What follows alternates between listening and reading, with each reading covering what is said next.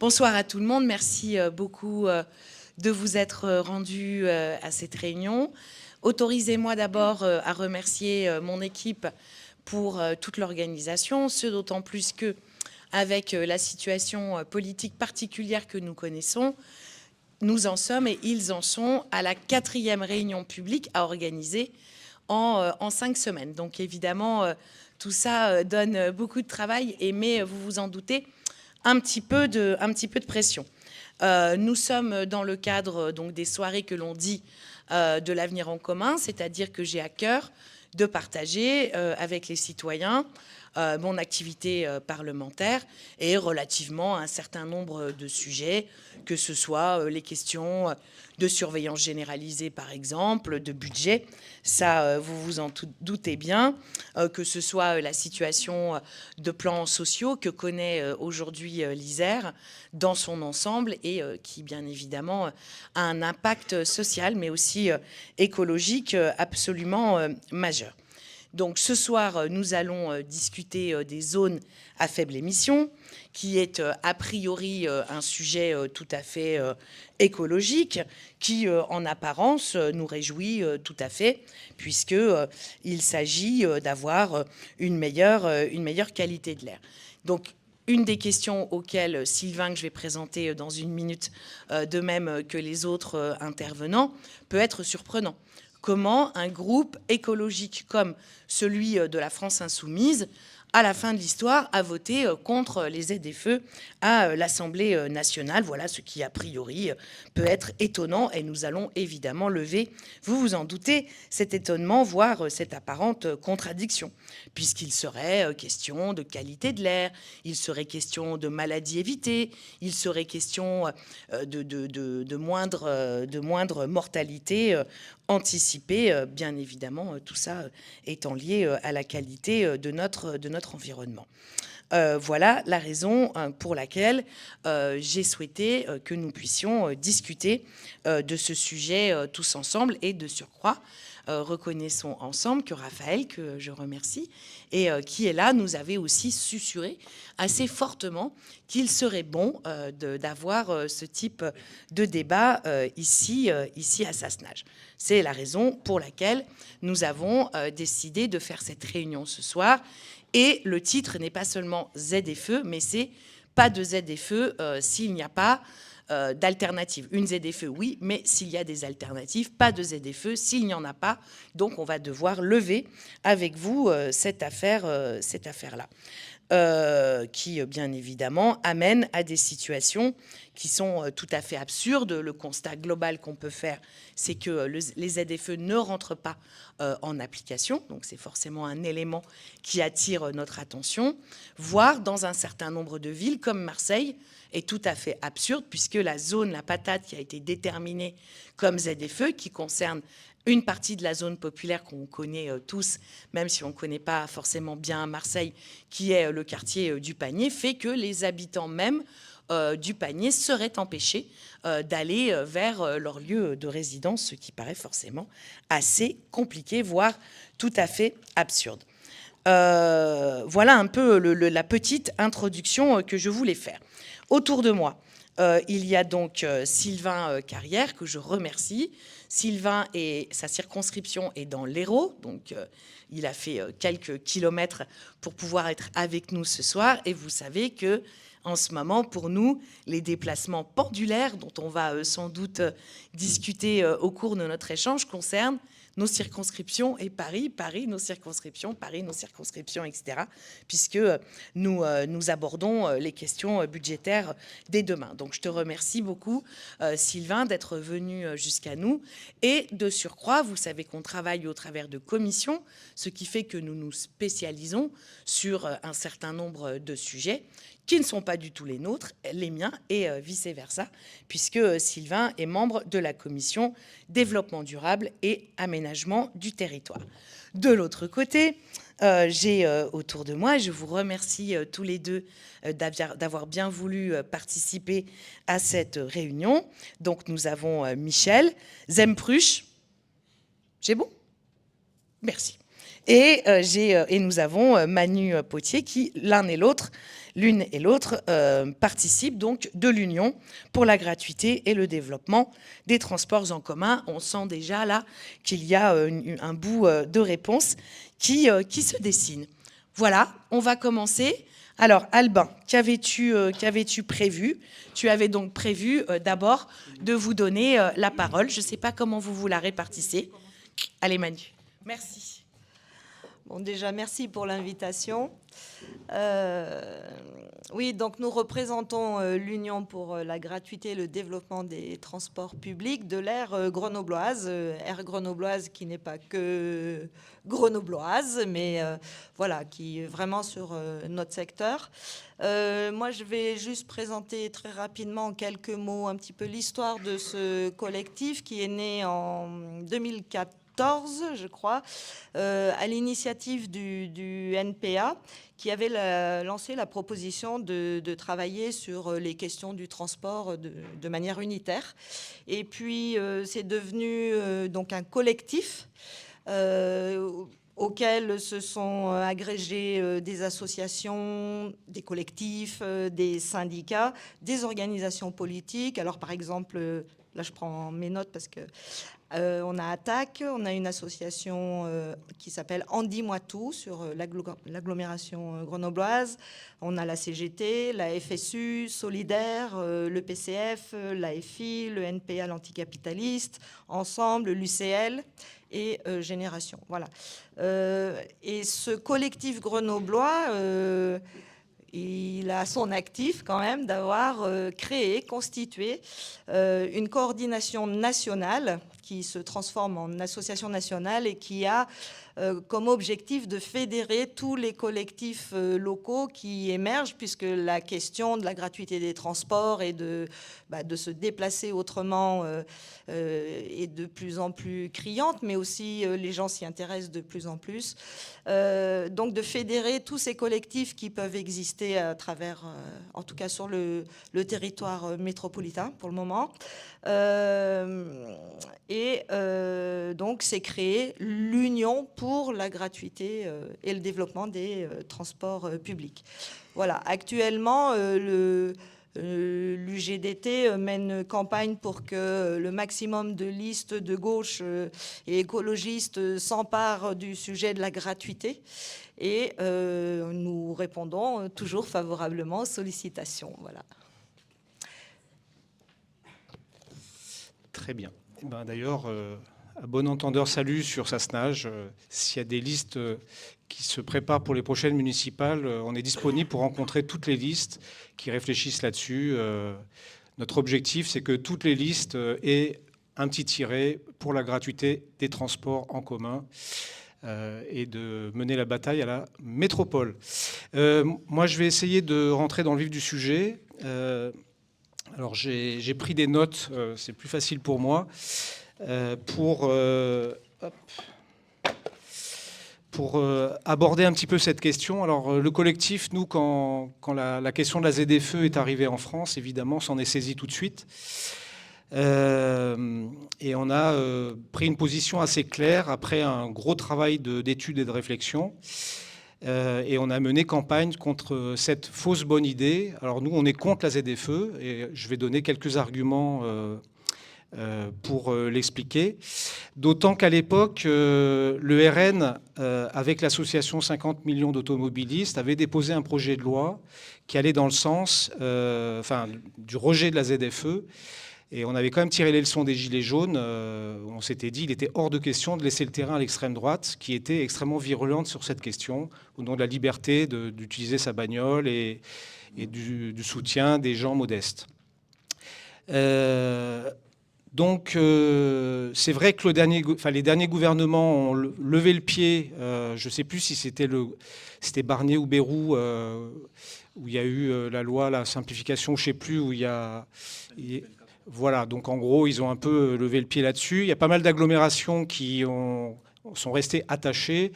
Ici, localement, bon, la position publique, parce que tout le monde était bien emmerdé, parce que tous les élus ont bien vu depuis le départ que c'était une mesure injuste et absolument impopulaire. Bon, ils ont dit qu'ils n'allaient pas verbaliser, quoi.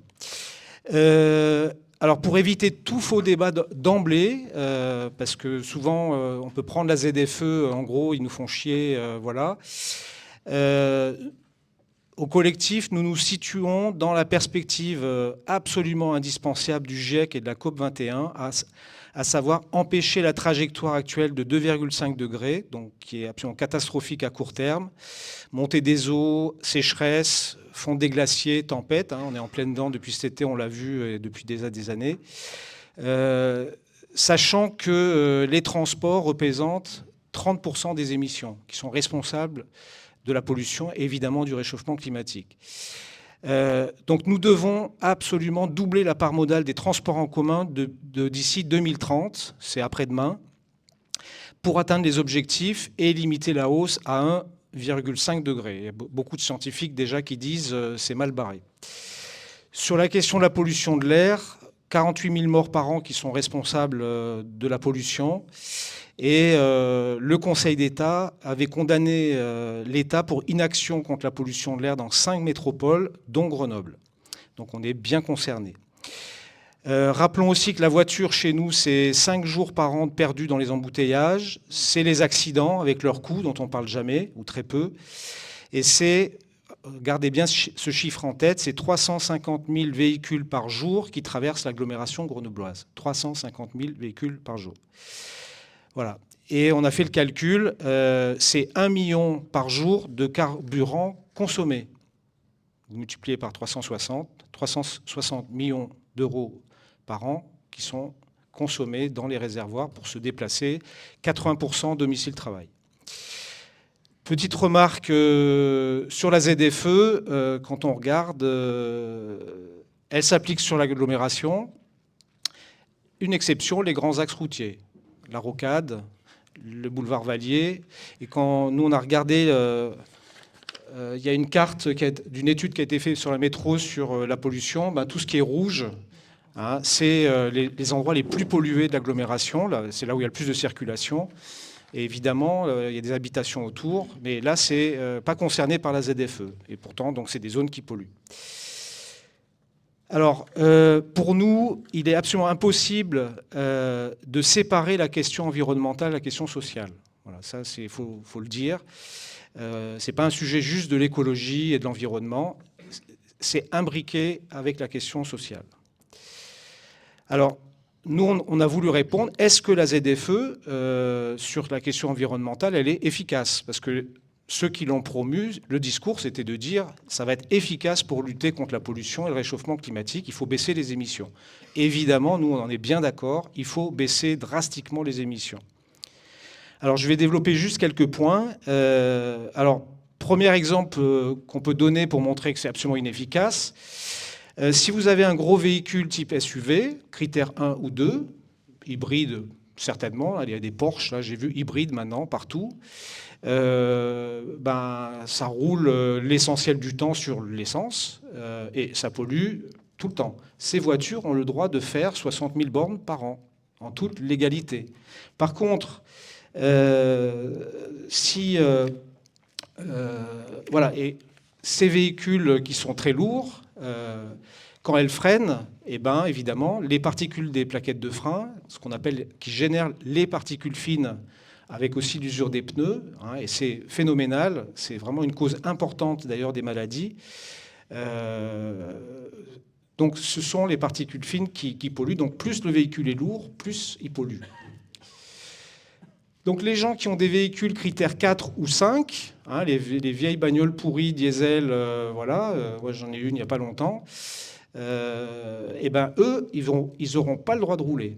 Même s'ils vont s'en servir comme plein de gens juste le week-end pour aller faire les courses, parce que en semaine, ils prennent le vélo ou le tram, ou pour faire des petits déplacements, parce que, en plus, il y a de plus en plus de gens qui font attention, soit parce que l'essence est chère, soit parce qu'ils sont conscients qu'il faut limiter la voiture.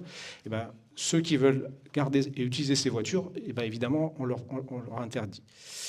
Donc, ce sont les plus modestes qui trinquent, qui ne peuvent pas renouveler leur bagnole parce qu'il faut des voitures électriques ou hybrides et qui sont extrêmement chères. On a regardé, il y a une autre carte qui était très intéressante, on a regardé quelles étaient les zones où il y avait le plus de voitures critères 3, 4, 5. Et ben en fait, c'est quand on regarde l'agglomération, la photo elle est très claire, hein, les zones, Fontaine, Saint-Martin-d'Air, Échirolles, Pont-de-Clé. Par contre, toutes les communes qui sont autour, où il y a plutôt des maisons ou des gens classe moyenne supérieure, voire très aisés, où les gens ont des voitures de meilleure qualité, plus récentes, etc., et ben évidemment, elles ont des critères 1 ou 2. Donc c'est clairement les pauvres qui ont des véhicules qui sont concernés par la ZFE. Autre aspect que je voulais évoquer, c'est la chimère sur les solutions. Bon, je pense qu'on en reparlera dans le débat, hein, sur les solutions efficaces. On nous vend la voiture électrique comme la solution magique. Alors nous aussi, on a bien travaillé sur cette question, parce que le gouvernement, les collectivités et bien sûr les constructeurs nous invitent à changer pour des voitures dites propres. Alors on ne parle pas de la fabrication des véhicules, hein, du métal, du plastique, du verre qu'il faut produire. Bon, tous les métaux rares, parce qu'il y a énormément d'électronique dans les bagnoles, qu'il faut extraire. Je ne vais pas vous parler du Congo ce soir, 6 millions de morts. Ça sert à mettre de l'électronique dans toutes les voitures, les ordinateurs du monde entier. Il faut les transformer, ces matériaux. Et puis évidemment, la question des batteries, là, je n'ai pas le temps de développer. Là aussi, c'est absolument indiscutable. C'est produit ailleurs avec des matériaux où dans certaines zones, Trump est le premier à vouloir faire la guerre pour avoir la main mise sur ces matériaux-là. C'est des matériaux en plus qui sont actuellement très polluants. Évidemment, ça pose la question, qui dit voiture électrique, de l'électrification du parc automobile. Si demain, de manière exponentielle, on transforme les voitures actuelles en bagnoles électriques, ben, il va falloir consommer de l'électricité. Donc, comment on va faire, sachant qu'il y a de plus en plus de consommation électrique, on le voit, les data centers, tout ça, c'est encore un autre sujet, mais qui est d'actualité dans notre agglomération. Et donc, ça veut dire, évidemment, et c'est cohérent avec les projets notamment de Macron, avec augmenter le parc nucléaire, qui est présenté comme la solution écologique aujourd'hui, renouvelable, tout ça. Et pour nous, évidemment, alors on peut être d'accord, pas d'accord, en tout cas, moi je le dis, c'est des solutions irréalistes et dangereuses. Je reviens sur la question sociale. Donc j'ai dit, ce sont les plus pauvres qui ont des véhicules les moins bien classés. Pourtant, c'est les personnes qui se déplacent le moins. C'est des gens qui ont les voitures les moins puissantes, et c'est des gens qui ont souvent qu'une voiture, petite voiture. Plus on est riche, plus on a de voitures puissantes, lourdes, et on en a plusieurs. Et on se déplace beaucoup, parce qu'on part en vacances, on a une résidence secondaire pour le travail, etc. etc. Donc, c'est aux plus pauvres à qui on demande de changer, de faire l'effort. Alors, vu le prix, comment les smicards, les travailleuses à temps partiel, parce que c'est souvent ces publics-là qui ont besoin d'une voiture pour aller bosser tôt le matin, etc. Comment ils vont trouver les moyens de s'acheter des bagnoles? Prix moyen européen, c'est 50 000 €, une voiture hybride ou électrique. Donc la ZFE, elle est par nature antisociale, car on va interdire aux plus modestes de rouler. De fait, on interdit à ces bagnoles de rouler. Voilà. Alors du coup, si on veut discuter écologie avec ces publics-là, par cette manière, ça va être un petit peu compliqué de les convaincre. Une remarque sur les aides publiques, parce qu'évidemment, payer 50 000 balles une bagnole, ils sont bien rendus compte, et à la métro, ça fait partie des discussions, il va falloir accompagner le truc et puis aider les plus modestes à sortir des sous. Ça va jusqu'à 10 000 balles par bagnole. Donc, on a regardé 35% des voitures sur la métro sont de critères 5, 4, 3. Et un peu plus sur la grande agglomération, on est plutôt à 40%. Donc là, ce sont les plus modestes. Et grosso modo, il y aurait entre 50 000 et 120 000 bagnoles à remplacer en 2025. Et donc, si on compte 10 000 € d'aide pour, allez, on va être au minima 50 000 voitures à soutenir, on est à 500 millions d'euros d'aide publique pour subventionner les constructeurs privés qui fournissent les bagnoles. Donc là, il y a quand même un sacré débat à se poser. Est-ce que c'est utile de subventionner de la voiture individuelle et pas ce qu'on va nous défendre juste après? Donc notre but, c'est pas de remplacer les voitures par des voitures, par d'autres voitures, même si j'y reviendrai, on n'est pas contre la voiture, mais c'est plutôt de permettre aux gens de l'utiliser moins, hein, voire pas du tout. Donc, en fait, ce sont les publics les plus aisés qui roulent le plus, qui ont souvent plusieurs voitures, qui vont en fait pas changer leurs habitudes. En fait, c'est ça le problème, parce qu'on est tous bien d'accord qu'il faut changer les habitudes de toute la société par rapport à nos modes de transport. C'est pas facile, hein, on est dans une civilisation de la voiture individuelle et d'un rapport au transport qui est très individualisé. Donc, en fait, la ZFE ne va pas taxer en plus ceux qui roulent le plus. C'est ça le paradoxe incroyable, quoi. Alors pour terminer sur la ZFE, 2 remarques. L'usine à gaz des dérogations, bon, on avait regardé, évidemment, pour que ça passe, la pilule passe, il y a des dérogations pour les infirmières, il y a des dérogations pour les personnes handicapées, pour des entreprises. Bon, il faut déposer sur une plateforme de la métro les demandes de dérogation, un truc de fou. Bon, que si on n'a pas Bac+12 en informatique, c'est compliqué. Et puis l'autre aspect qui n'est pas une petite affaire, et je sais qu'ici vous êtes sensibilisés à ça, c'est la question du flicage par les caméras de vidéosurveillance, parce que dans plein de villes, ils l'ont fait, les caméras scannent les plaques d'immatriculation et tout de suite, ils savent les critères de la bagnole, quoi. Qui va installer ces caméras, ces systèmes de surveillance? Évidemment, ça va être la collectivité, parce que l'État, Macron, ils n'ont rien prévu pour ça. Et donc, bon, évidemment, pour l'instant, la métro n'a pas les sous pour ça, et heureusement. Et puis, évidemment, il y a des implications sur nos libertés, parce que le jour où il y a Marine Le Pen au pouvoir avec un gouvernement autoritaire, la surveillance généralisée qui est déjà en place dans plein d'endroits, elle va être renforcée par tous ces dispositifs de flicage de nos déplacements, quoi. Alors, les solutions, je termine là-dessus. Bon, nous, on pense que, vu l'urgence, il ne faut pas parler de transition écologique. Il faut bannir ce mot. La transition, c'est le mot gentil pour dire on change doucement, sans trop bouleverser les choses. Nous, on pense qu'il faut une rupture écologique, un changement radical tout de suite, parce qu'on n'a plus le temps. Je n'ai pas le temps de développer, mais tous les scientifiques nous alertent. On est déjà dans le rouge. Mais on peut encore agir si on veut arrêter la catastrophe. Alors, je l'ai dit, on n'est pas opposé à la voiture individuelle. Elle répond à des usages du quotidien. On est tous bien placés. Un déménagement, des courses le dimanche, aller en montagne, voilà, ponctuellement. Ça, ce n'est pas un problème. Évidemment, pour les déplacements professionnels, il y a des tas de gens qui ont besoin de véhicules individuels. On peut imaginer dans les solutions, nous on en a discuté dans le collectif, on avait fait une journée de séminaire là-dessus, des parcs collectifs de voitures individuelles qui pourraient être un peu type cities, mais intégrés à la TAG, qui est le service de transport collectif chez nous, avec des voitures TAG qui seraient dans tous les quartiers que les gens peuvent réserver dans le cadre du service public, par exemple. Et ça permettrait de ne pas avoir sa bagnole, qu'on utilise très peu, mais que quand on en a besoin, parce que Cities, moi je l'ai pas trop utilisé, mais des copains de temps en temps l'utilisent, c'est quand même pas donné, même si ça coûte bien moins cher que d'avoir sa propre voiture. Autre chose, on pense qu'il faut garder les voitures et les user jusqu'au bout, jusqu'à la corde, parce que tant qu'on use nos voitures, on les remplace pas. Donc voilà, on pense qu'il faut les user et utiliser le transport en commun au maximum, évidemment. Alors, dans les grandes agglomérations, le débat dans les campagnes, il est un peu différent. Là, ce sera le débat sur les trains, les lignes en milieu rural, les lignes de bus et les voitures.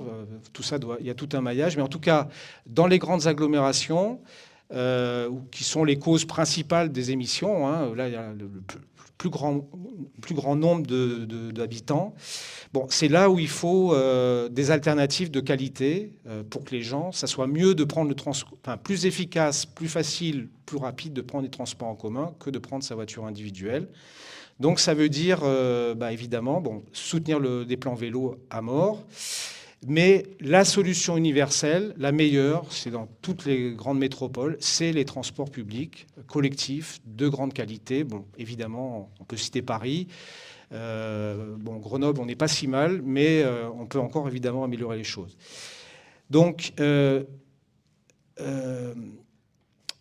Donc tout ça, ça coûte cher, ça coûte beaucoup d'argent, mais c'est des investissements utiles à long terme pour les générations futures. On ne va pas faire un RER grenoblois toutes les semaines. On ne va pas le renouveler comme une voiture tous les 3-4 ans. C'est pour 10, 20, 30 ans. Donc ça vaut le coup d'investir. On a évalué à peu près le coût. Je crois que la métro avait fait une étude. C'est de l'ordre de 1 milliard, 1,2 milliard si on veut le RER grenoblois, qui couvre Saint-Marcelin, Visil, etc., avec une extension de lignes de tram, etc. Et puis améliorer les lignes TER, j'en ai parlé, pour faire un maillage, parce qu'en fait, nous, on ne raisonne pas simplement l'agglomération grenobloise, il faut raisonner bassin de vie. Il y a des gens qui habitent à Saint-Marcelin parce que l'immobilier est très cher et ils viennent bosser à Grenoble tous les jours. Donc, c'est les 350 000 bagnoles qui traversent, c'est souvent des gens qui habitent loin parce qu'ils ne peuvent pas se loger. Évidemment, il faut leur proposer des alternatives de qualité. Donc, ce n'est pas aux individus de porter le fardeau de la solution, c'est ce qu'on défend, et aux familles, il faut un plan, un plan global avec des investissements massifs. Un petit rappel, j'ai presque fini, rassurez-vous, je suis au bout de ma page. Pour ceux qui ne le savent pas, donc sur l'agglo, le budget de fonctionnement des transports en commun, c'est 280 millions d'euros à peu près. La billetterie, c'est 50 millions, 18%. On est à peu près dans la moyenne des grandes agglomérations. Donc 18%, c'est la billetterie, 20%, c'est les subventions des collectivités locales, et 60%, c'est le versement mobilité, c'est la taxe que les entreprises de plus de 10 salariés payent, non pas sur les salaires, mais sur la part des résultats de l'entreprise. C'est ça qui est très intéressant. Là, on prend directement sur le capital, quoi. Donc nous, ce qu'on défend pour financer tout ça, parce que 50 millions, évidemment, c'est tout à fait possible de les compenser. On est pour l'augmentation du versement mobilité, qui est à peu près autour de 2% chez nous. C'est bloqué par le Parlement. Il faudrait une loi pour le changer, mais il y a des députés dans la salle, ils nous diront comment on pourrait faire bouger les lignes. Et d'ailleurs, c'est pas que des députés de gauche qui défendent ça. Il y a des gens à Marseille de droite, y compris, qui ont besoin de financer le développement des transports. Donc, ils sont aussi pour l'augmenter, comme en Île-de-France, où on est à peu près à 3,2. C'était même Mme Pécresse et le MEDEF qui étaient pour l'augmentation du versement mobilité des entreprises, parce que c'est leur intérêt que les salariés arrivent à l'heure au boulot. Donc, voilà. Et donc, nous, on pense que la solution, c'est vraiment du côté du versement mobilité principalement, même si sur l'agglo, les collectivités ne payent pas autant que dans d'autres régions. On est à 20%. Apparemment, la moyenne, c'est plutôt 30% en général en France. Donc, le côté département ou d'autres, ou de la métro, il pourrait y avoir, notamment pour les investissements, l'amélioration des rames, il pourrait y avoir de l'argent. D'ailleurs, les salariés de la TAG étaient en grève la semaine dernière parce que le réseau est très délabré, il y a très peu d'investissements, etc., etc. Je termine sur la gratuité. On est collectif pour la gratuité des transports. J'en ai pas beaucoup parlé, mais on est vraiment d'abord pour le développement massif des transports en commun. Voilà, ça c'est la solution d'avenir. Il y a 47 réseaux de transport gratuits en France, 8 collectivités de plus de 100 000 habitants qui sont en gratuité totale, 13 de plus de 50 000 habitants, gratuité totale. Et quand on nous dit ça ne marche pas, l'enjeu c'est que les gens ils laissent au maximum leur bagnole pour ne pas émettre de la pollution et aller dans les transports en commun. La ville de Châteauroux, dirigée par un maire de droite, qui était un des pionniers, plus 80% la première année de la gratuité. Aubagne, qui était aussi une ville pionnière, en 7 ans, plus 172% d'augmentation de la fréquentation. Dunkerque, plus 100% en 2 ans. Montpellier, plus 33% depuis 2019. Et donc, c'est du pouvoir d'achat redistribué à la population, puisqu'on ne met pas du gasoil dans la voiture. C'est de l'accessibilité pour tous et toutes, notamment les femmes qui sont seules et qui n'ont souvent pas les moyens de se payer une bagnole parce qu'elles sont à 800 balles en temps partiel. C'est plus de liberté pour tout le monde et c'est un signal fort de la collectivité pour une alternative à la voiture et que tout le monde se responsabilise pour faire des vrais efforts pour pas polluer. Je vous remercie pour votre attention.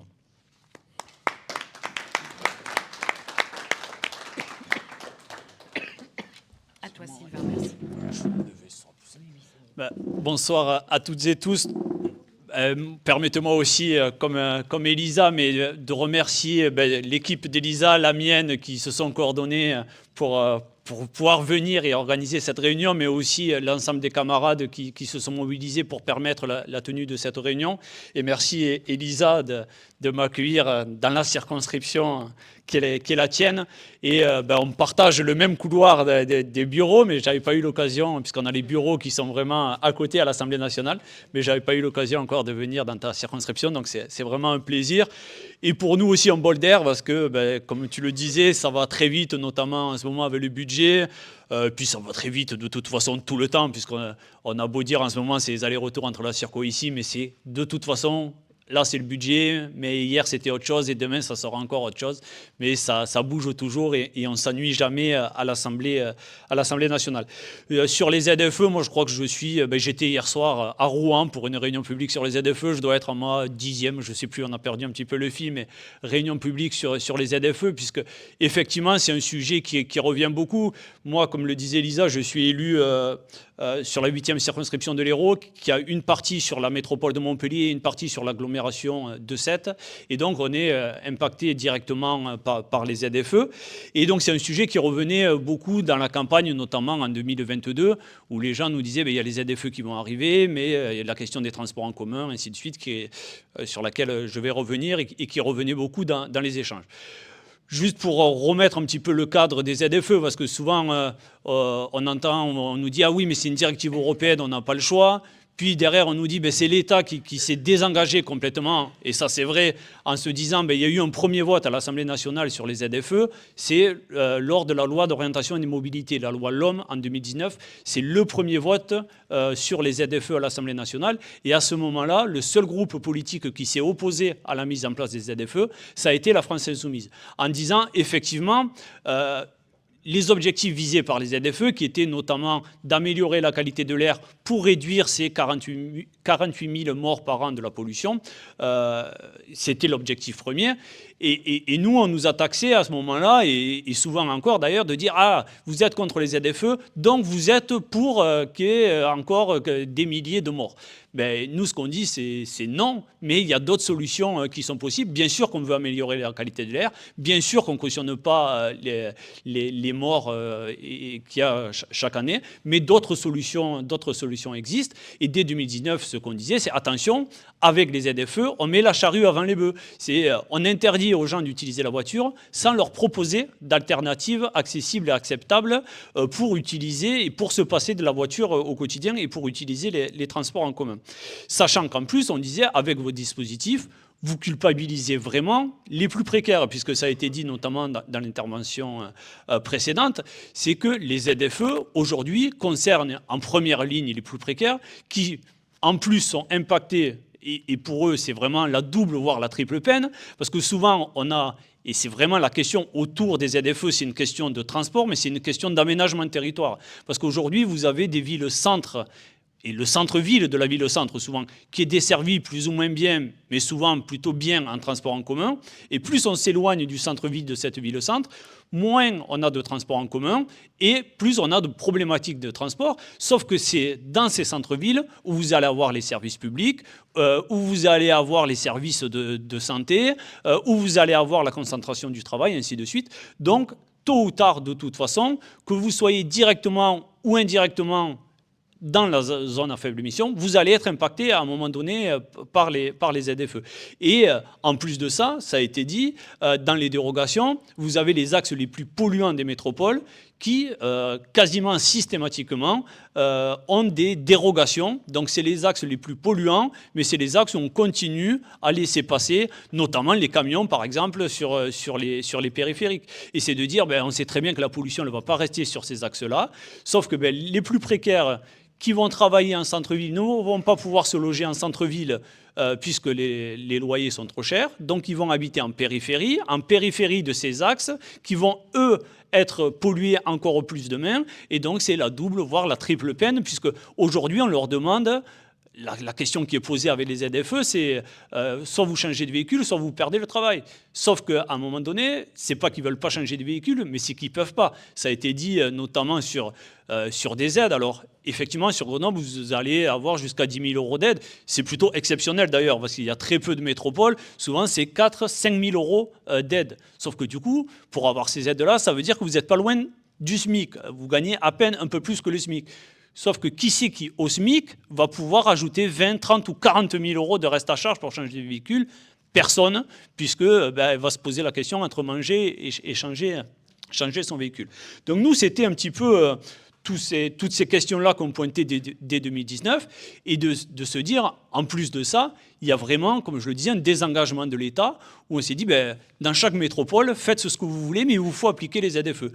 Et on est arrivé à un dispositif sans concertation, donc qui a été imposé par les métropoles, sans concertation de la population et avec des dérogations, comme ici, il y a eu des points de blocage, donc on a fait des dérogations. À Montpellier, il y a eu des points de blocage, donc on a fait des dérogations. Et ainsi de suite, on a fait ça dans toutes les métropoles. Plus personne n'y comprend plus rien dans ce dispositif, même pas la gendarmerie elle-même. Moi, ça m'est arrivé en circonscription de demander à la gendarmerie, on était dans les périodes pédagogiques, et de leur dire alors comment ça se passe, la période pédagogique des ZFE. Ils me disent, mais de quoi vous me parlez? Ça faisait un an qu'on était en période pédagogique.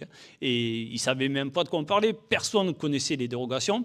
Et d'ailleurs, pire que ça, c'est que, par exemple, j'ai vu ici, vous avez une dérogation petit rouleur. Alors, en regardant là pour préparer la réunion avec l'équipe, je me dis, on a au moins une dérogation commune.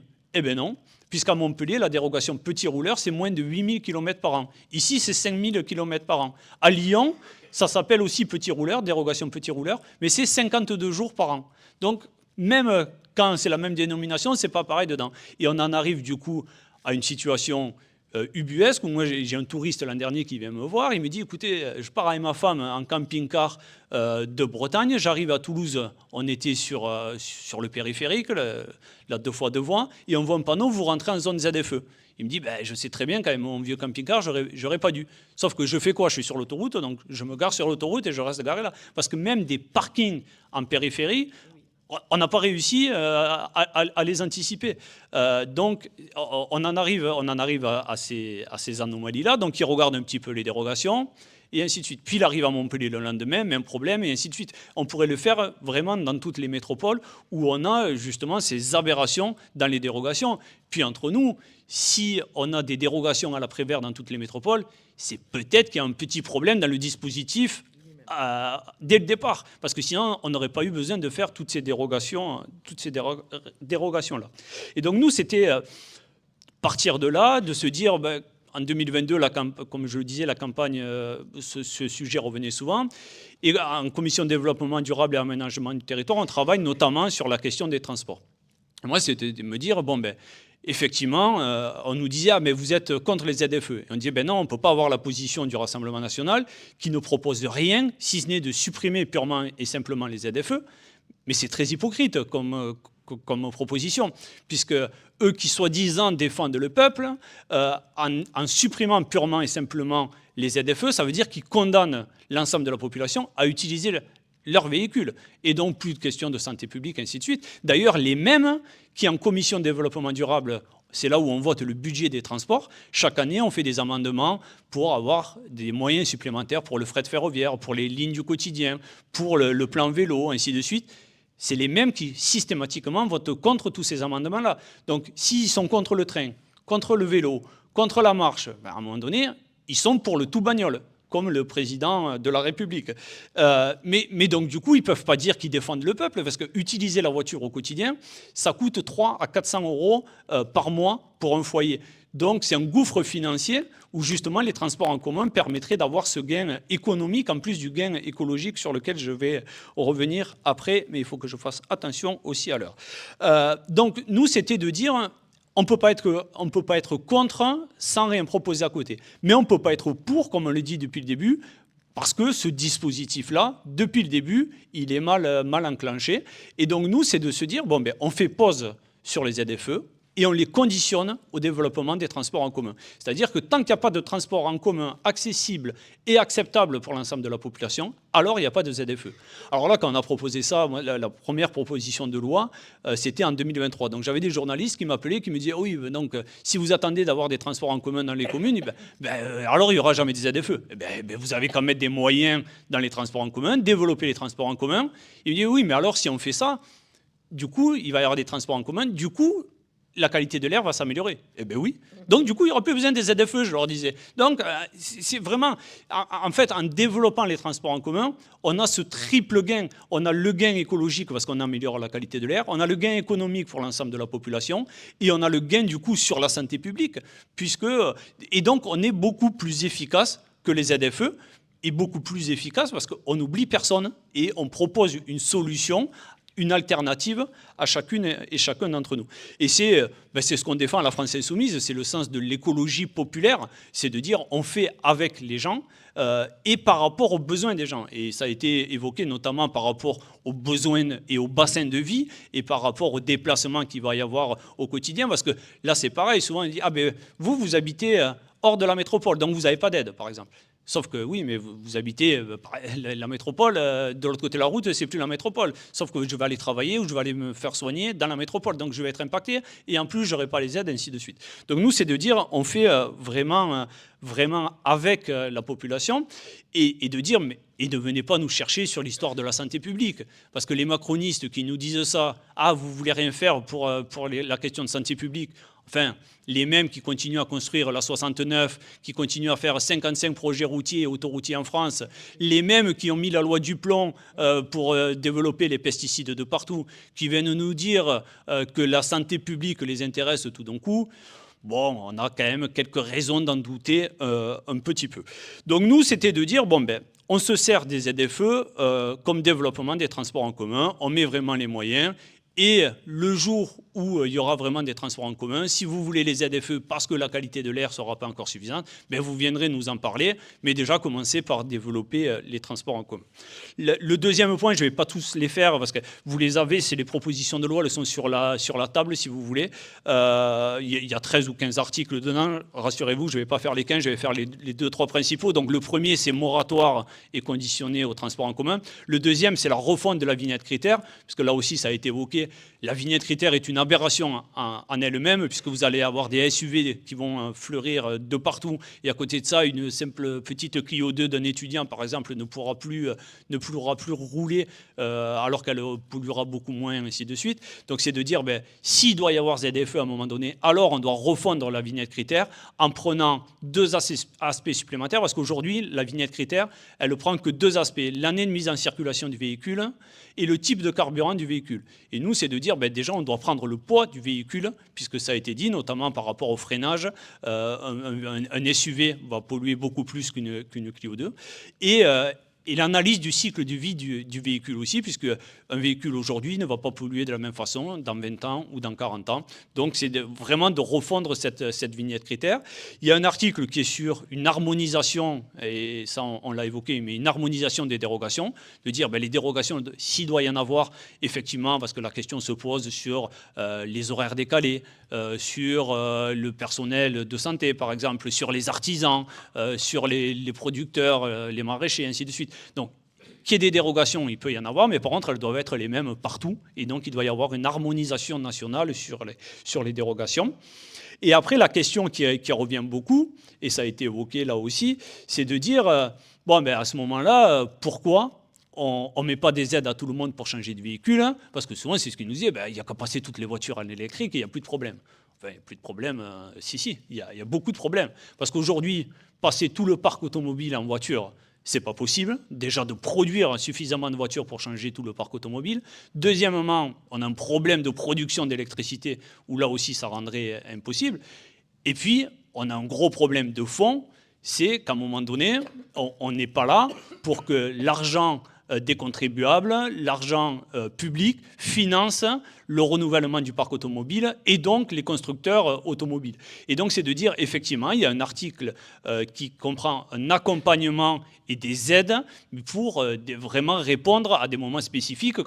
Ah, ben oui, il y a un cas de figure où on n'aura pas de train, de bus, ainsi de suite. Donc là, on va accompagner au changement de véhicule pour avoir un véhicule plus propre, mais ça ne doit pas être fait de façon tout le monde, c'est open bar, on va changer de véhicule.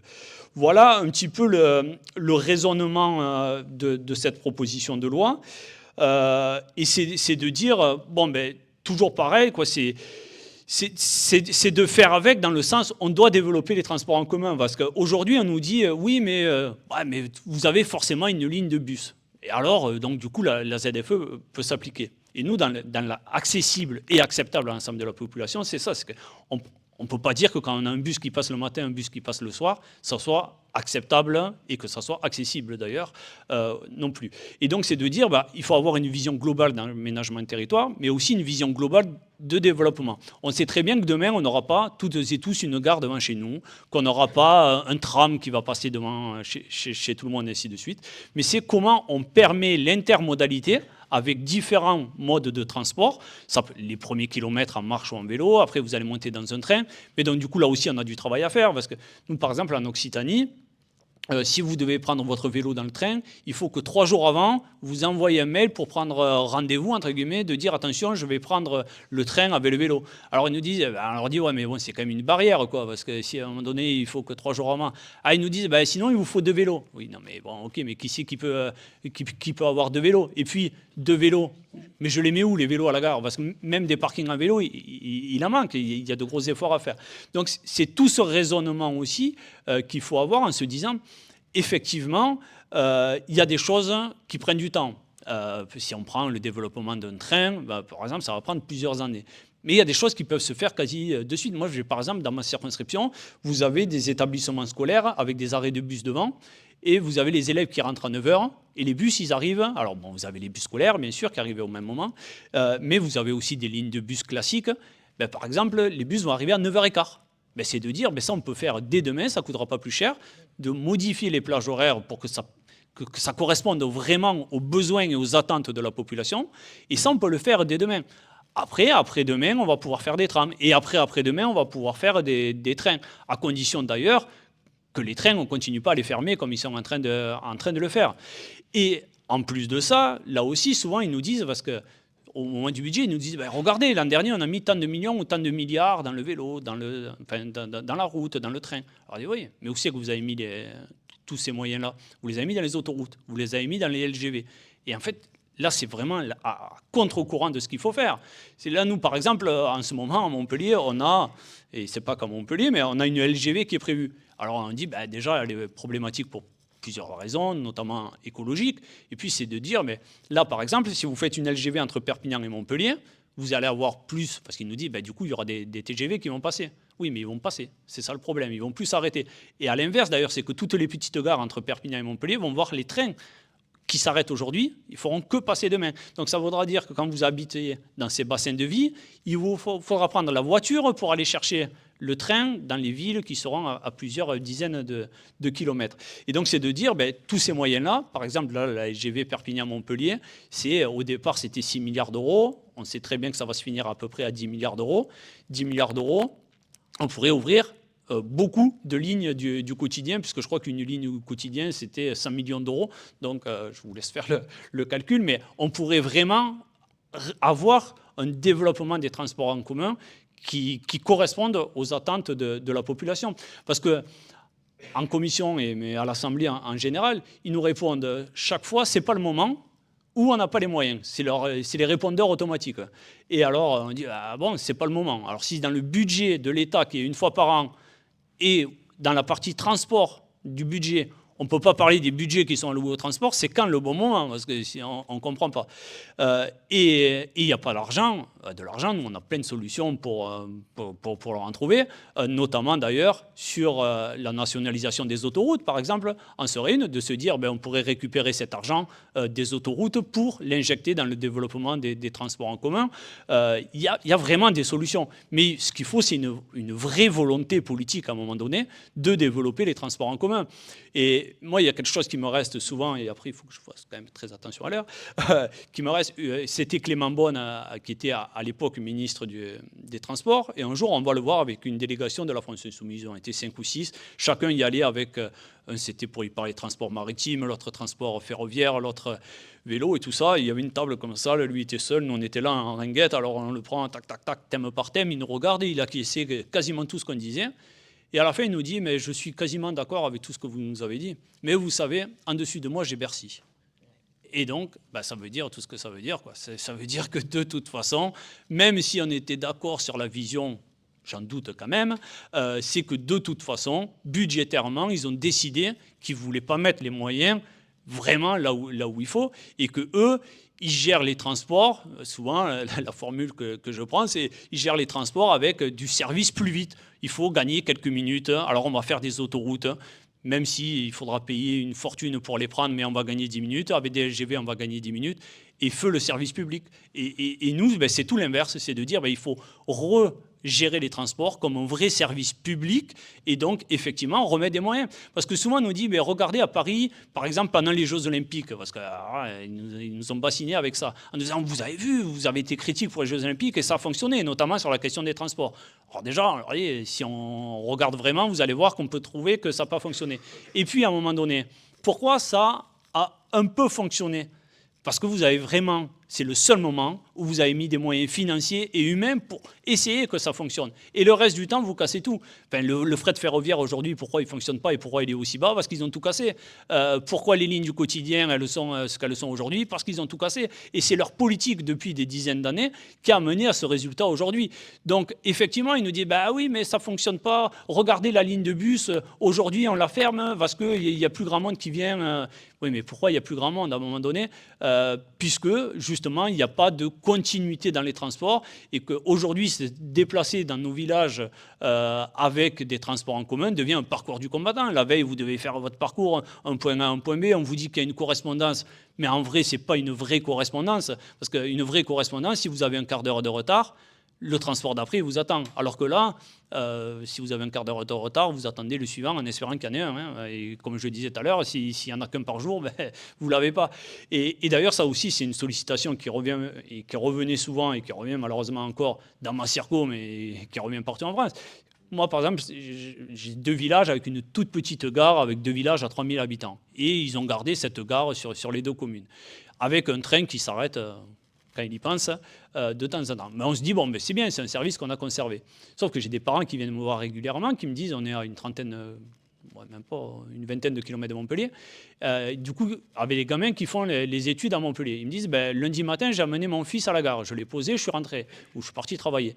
Il m'a appelé, papa, le train n'est pas passé, est-ce que tu peux venir me chercher pour m'amener à l'école ? Donc je vais le chercher, je l'amène. Le lendemain matin, il le repose à la gare. Demi-heure après, il appelle, papa, le train est passé, mais il était plein. Donc, il ne s'est pas arrêté ou il ne nous a pas pris, ainsi de suite. Donc, je vais le chercher. Il me dit, qu'est-ce que je fais le mercredi matin ? Je l'amène directement à l'école, comme ça, on gagne tous du temps. Donc, voilà la vraie question sur les transports en commun, c'est sur la fiabilité et c'est sur l'offre de transport en commun. Après vient la question du prix, effectivement, c'est de se dire, si on arrive à avoir des transports en commun développés partout et gratuits, là, parfait. Et on peut y arriver. Aujourd'hui, si on dit ça, on va nous dire, oh là là, mais vous êtes utopiste. Oui, peut-être, mais tant mieux, justement, d'ailleurs. Heureusement qu'il y en a. Mais c'est de dire, avant tout, le premier des freins au transport en commun, c'est pas le prix, même si ça peut en être un, c'est clair, mais c'est l'offre de transport en commun. Parce qu'effectivement, même s'il y a des endroits, et ça reste encore très cher, les transports en commun, mais c'est quand même souvent moins cher qu'utiliser la bagnole, qui en plus qui est une source de stress aussi, ainsi de suite. Donc, le premier levier, en tout cas, pour se passer de la voiture, c'est le levier de développement des transports en commun, où on doit vraiment mettre les moyens là-dessus. Et après, les gens, ça se fera naturellement. Alors, on nous dit, oui, mais ce n'est pas suffisant. Si demain, il y a des transports en commun, les gens, automatiquement, n'iront pas vers les transports en commun. Alors, oui et non. C'est vrai que tout le monde n'ira pas, mais que déjà, si on n'en met pas, oui, c'est sûr qu'ils n'iront pas.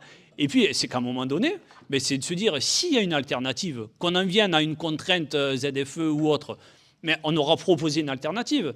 Mais honnêtement, par rapport à tout ce que je viens de dire, par rapport au coût, par rapport au stress, par rapport à la fiabilité, un transport en commun qui est fiable, donc du coup vous allez être à l'heure, ainsi de suite.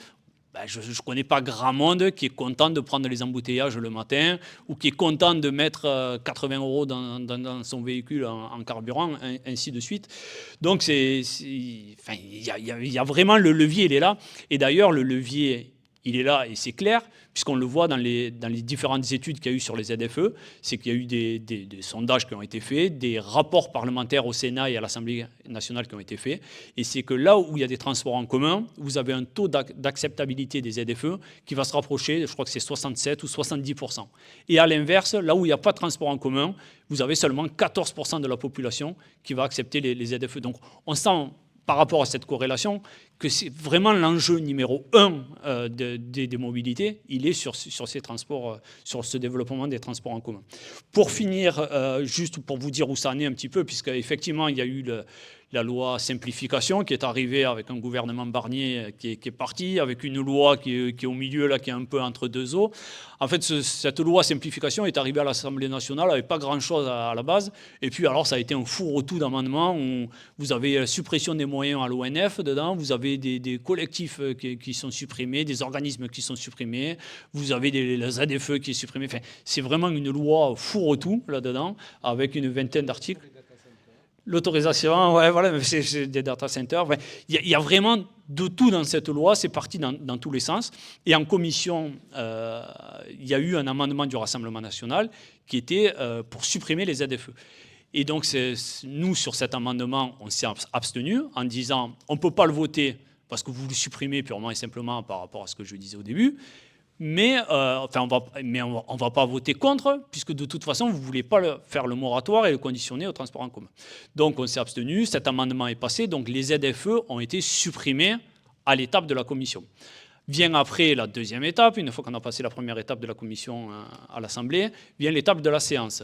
Et là, en séance, donc du coup, comme le texte a supprimé les ZFE, il y a eu des amendements pour réintroduire les ZFE.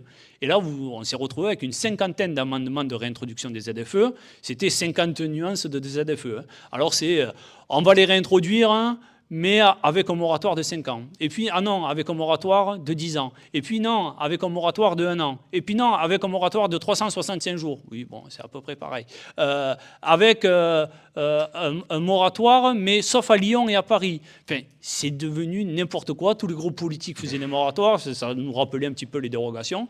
Et nous, c'était de dire, on nous dit, alors vous, qu'est-ce que vous faites? Vous ne proposez pas d'amendement avec un moratoire? Il n'y a plus besoin de moratoire, puisqu'il n'y a plus de ZFE. Ah bon, mais alors du coup, vous ne voulez pas les réintroduire? Non, on ne veut pas les réintroduire, puisque la condition de nous qu'on voulait, c'était les suspendre pour les conditionner au transport en commun. Vu que vous ne voulez pas les conditionner au transport en commun, on ne va pas les réintroduire. Donc il y a eu ces 50 amendements qui ont été balayés. Les ZFE n'ont pas été réintroduites, du coup. Le gouvernement, pourtant, a tout essayé, mais n'a pas réussi. Donc on se dit, bon, les ZFE ont été supprimés. C'est vrai et c'est pas vrai, parce que du coup, elles ont été supprimées dans le texte, mais ce texte, il est toujours dans la navette parlementaire. Et d'ailleurs, on ne sait plus où il est. Il doit être dans des cartons d'un des ministres, mais comme vous le savez, comme ça change très très souvent, on ne sait pas qui c'est qui est parti avec. Donc là, il doit être reinscrit normalement au Sénat pour faire sa navette parlementaire. Et donc au Sénat, il va passer devant la commission, devant la séance. Et comme ils vont forcément modifier, parce qu'il y a 30 articles dedans, donc il va revenir à l'Assemblée. Enfin, en fait, tout ça, non, c'est pas vrai, il ne reviendra jamais, parce que ce texte, il est parti dans tous les sens, et qu'il n'y a aucun gouvernement qui va le remettre à l'ordre du jour, puisque de toute façon, ils ne savent pas comment s'en sortir. Donc, il y a quand même ce combat qui doit se mener. Je vois la pancarte 2 minutes qui va arriver, alors je me dépêche pour ma conclusion. Mais c'est de dire, effectivement, de toute façon, aujourd'hui, il n'y a pas une obligation d'appliquer les ZFE partout. Mais par contre, on doit continuer ce combat et cette mobilisation populaire pour avoir vraiment cet impact à l'Assemblée nationale, pour dire, effectivement, de toute façon, le premier problème, ce n'est pas ZFE ou pas ZFE, c'est les transports en commun. Et donc, il y a urgence à bifurquer, justement, la planification écologique ne suffit plus. D'ailleurs, les macronistes le reprennent. Alors, vous savez, quand ils reprennent les termes, il ils reprennent les termes, mais ils ne reprennent jamais le fond. Mais déjà, quand ils reprennent les termes, il faut commencer à s'inquiéter. Et c'est de dire, de toute façon, on n'a plus le temps de planifier. Là, il faut vraiment bifurquer. Il faut qu'il y ait une rupture avec ce qui est fait. Et il faut un vrai changement dans ce qui est fait. Bon, tout ça, vous l'aurez compris, que ce soit au niveau local, en règle générale, ou au niveau national, on n'arrivera pas à le faire avec eux, par rapport à ce que je vous ai dit. Enfin, quand vous avez un ministre de l'Agriculture qui dit... bon, lui aussi, il est parti d'ailleurs. Mais il faut faire attention à ce qu'ils partent, parce que souvent, ils reviennent. Donc, il faut faire quand même attention. Qui dit, t'as vu, j'ai dit du bien des pesticides. Bon, on se doute de quel modèle agricole il se base.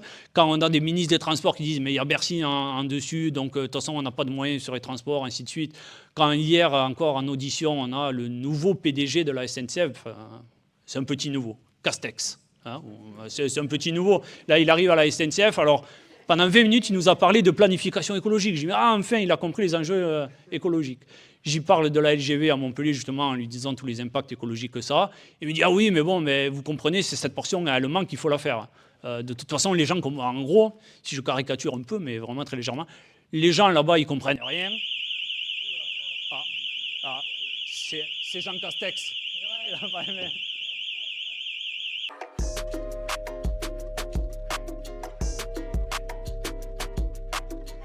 Bien, du coup, je prends la suite.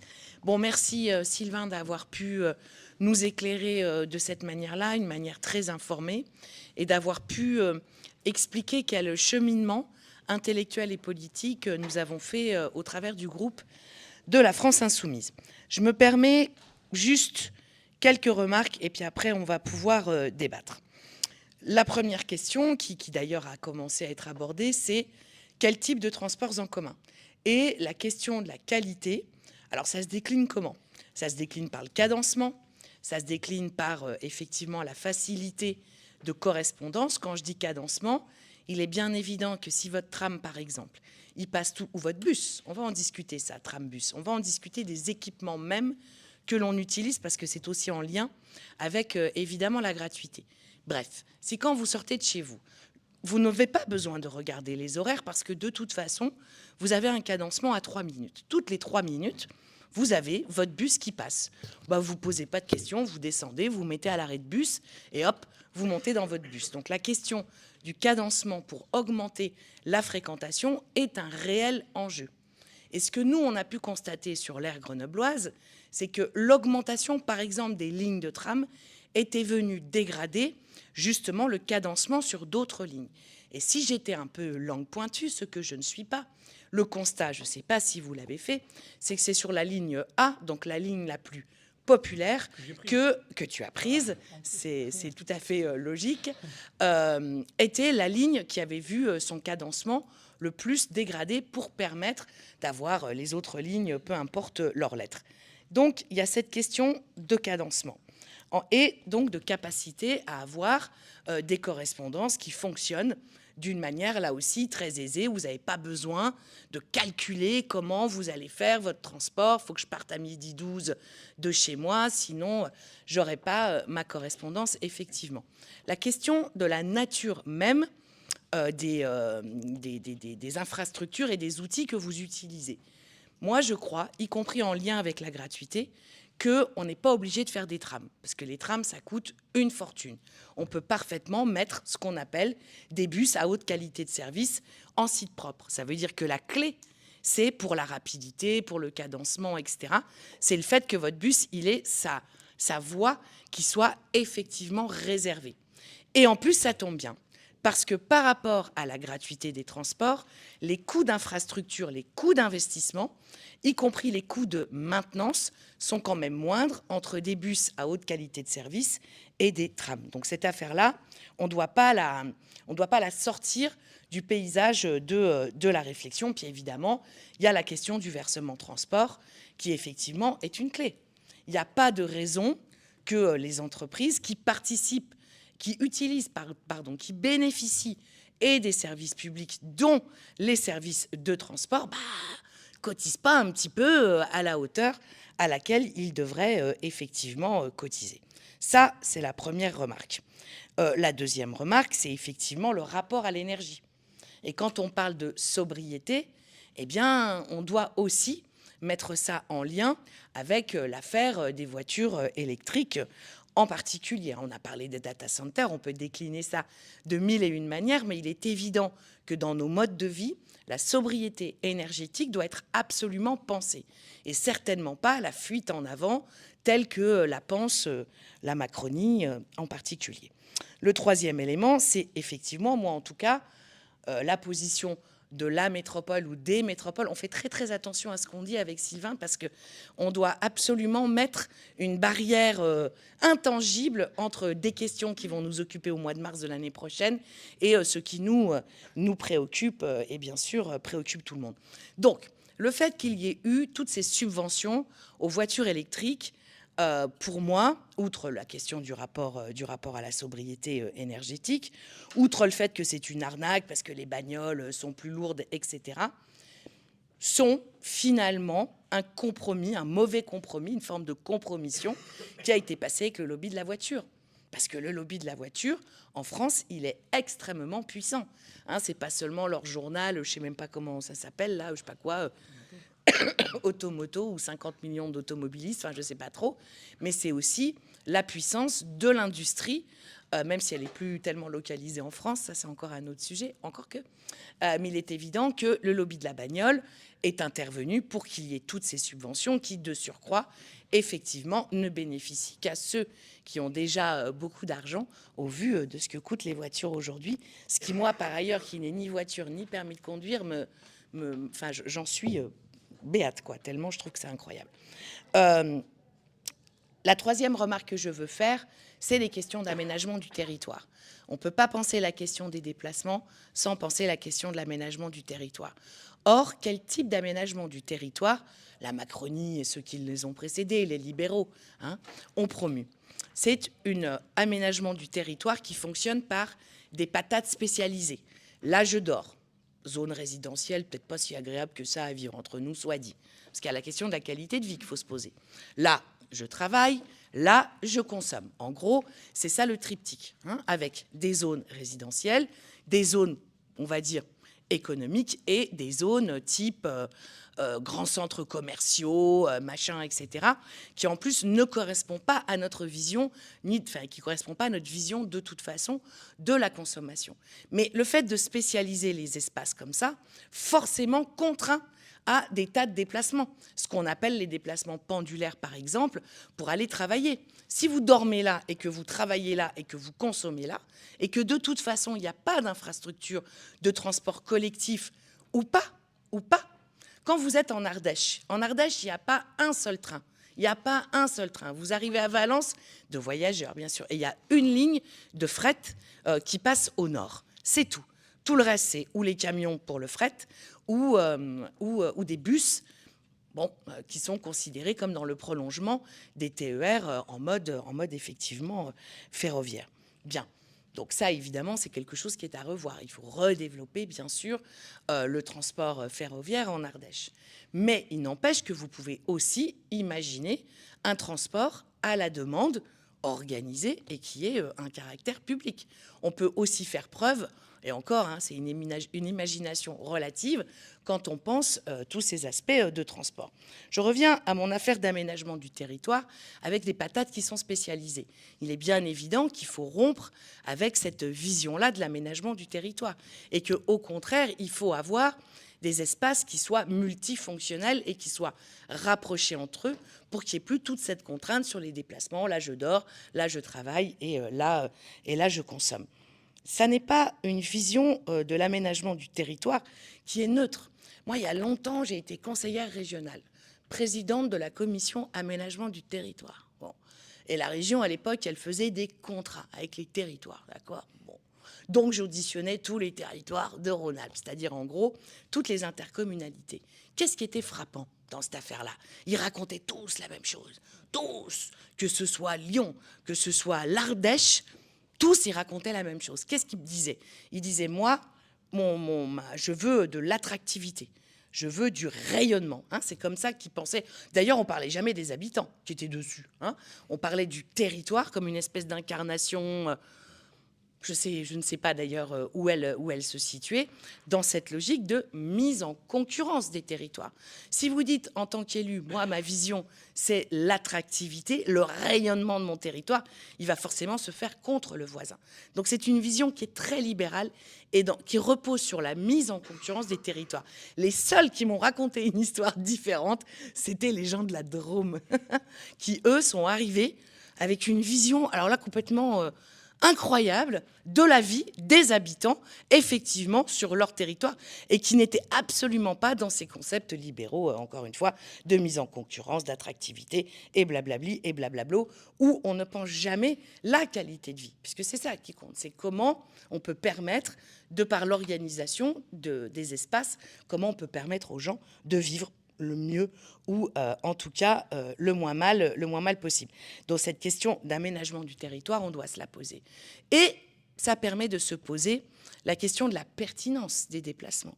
Il y a sans doute un certain nombre de déplacements qui sont inutiles parce qu'ils n'ont pas lieu, ils ne devraient pas avoir effectivement lieu d'être, et ils sont inutiles aussi parce qu'ils bouffent du temps, parce qu'ils impactent négativement la qualité de vie. Quand tous les matins, là, vous êtes dans votre bagnole tout seul à devoir aller d'un point A à un point B avec toutes les difficultés d'embouteillage, etc., force est de constater que c'est quand même pas la meilleure vision et le meilleur quotidien auquel on puisse aspirer.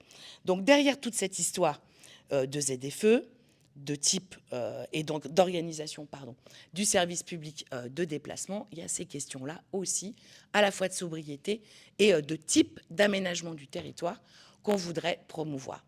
Voilà les quelques petites remarques que je voulais m'autoriser à ajouter.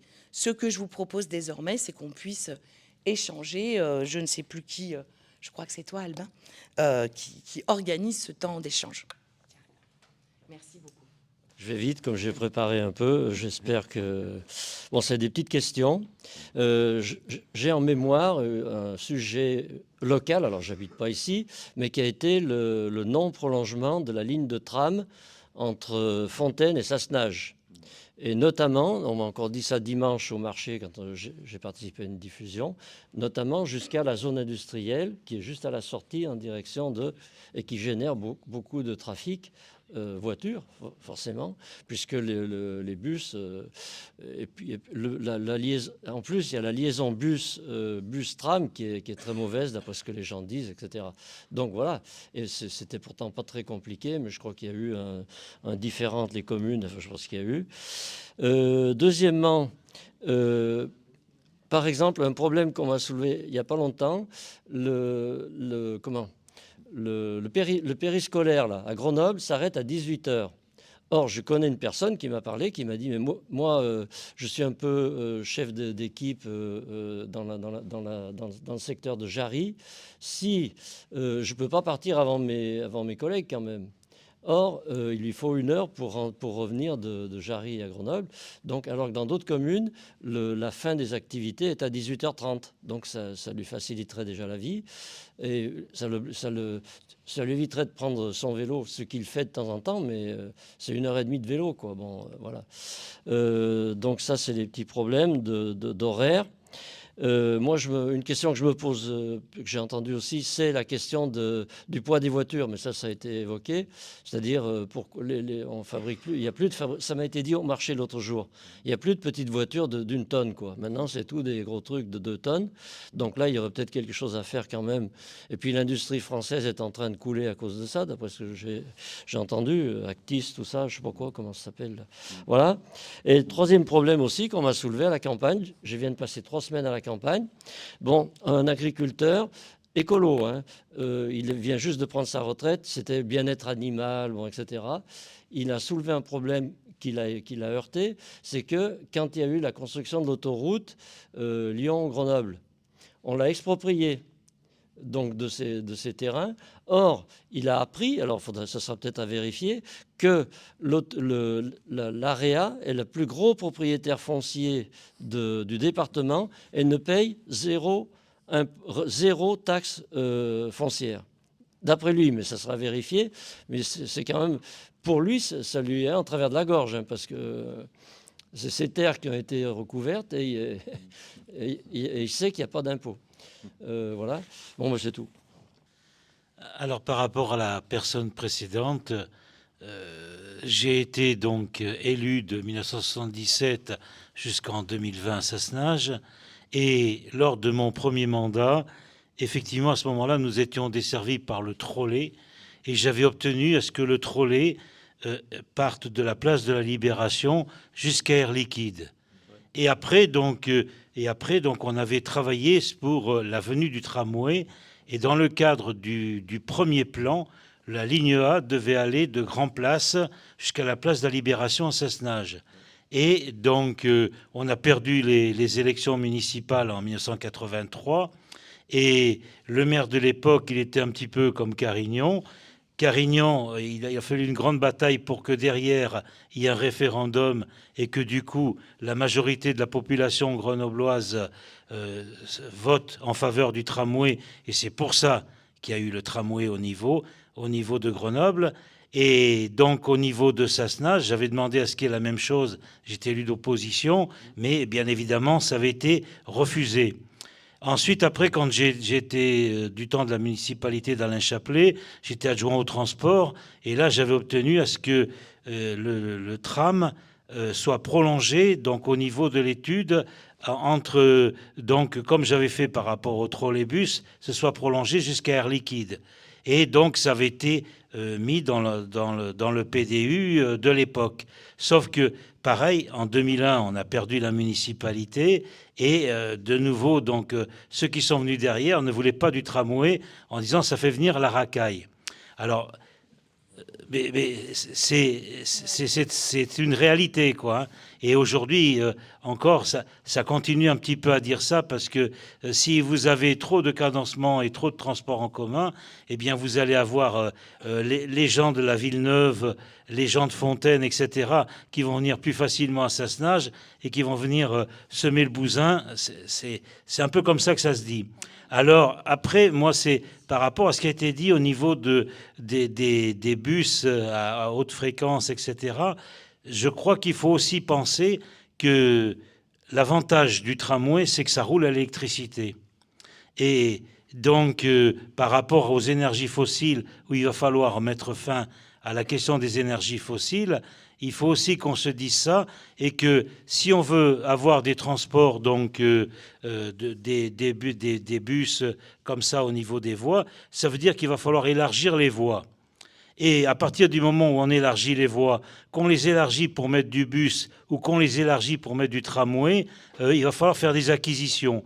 Ce qui s'est surtout passé à une époque, c'est que au départ, quand il y a eu la construction de la première ligne A, l'État finançait à 56%.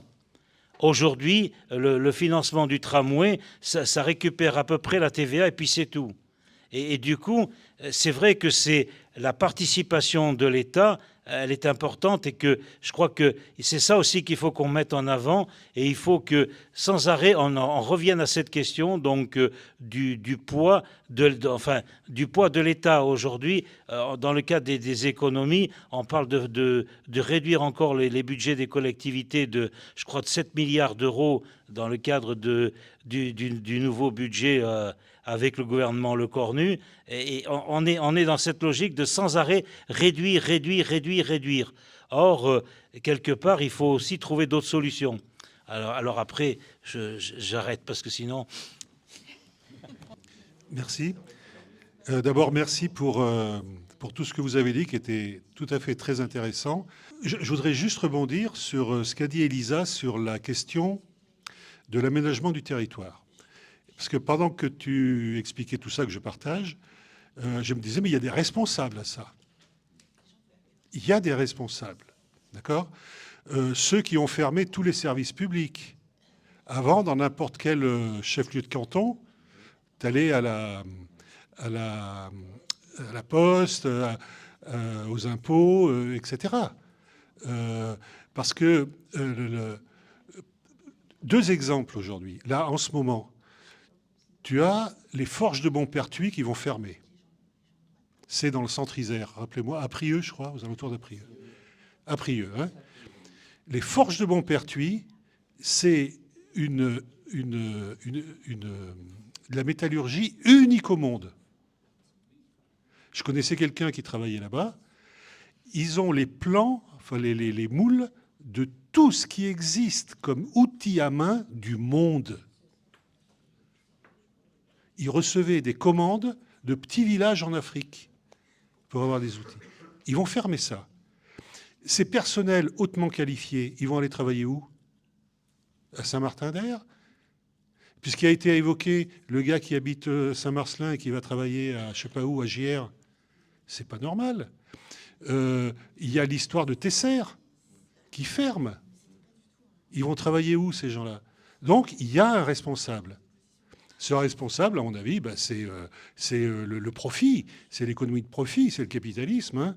Je pense que cette question de l'aménagement du territoire, donc des transports, c'est pas une question technique, parce que, à mon avis, les ingénieurs sont suffisamment intelligents pour trouver les solutions. Hein. Ça, il n'y a pas de problème. Mais c'est vraiment une question politique de quelle société on veut. Voilà. Et donc, une société de rupture, moi, je suis d'accord avec ça. Je vais commencer. Sur la taxe foncière, moi, je ne sais pas. Mais on va regarder. Et on va bien évidemment trouver la réponse. Bien évidemment que, quelle que soit la nature du matériel roulant, il y a des coûts qui, de toute façon, vont exister. Effectivement, s'il faut acquérir un certain nombre de terrains pour le faire. Mais enfin, quand on est en zone urbaine dense, c'est pas tout à fait ça le sujet. On passe par les voiries telles qu'elles existent. C'est quand même aussi une façon, mais intelligente là pour le coup, de restreindre la place de la voiture. Donc ça pose pas forcément l'ensemble des problèmes qui ont été évoqués. Et on peut parfaitement faire circuler des bus à l'électrique. C'est moins sans doute problématique que la multiplication des voitures électriques.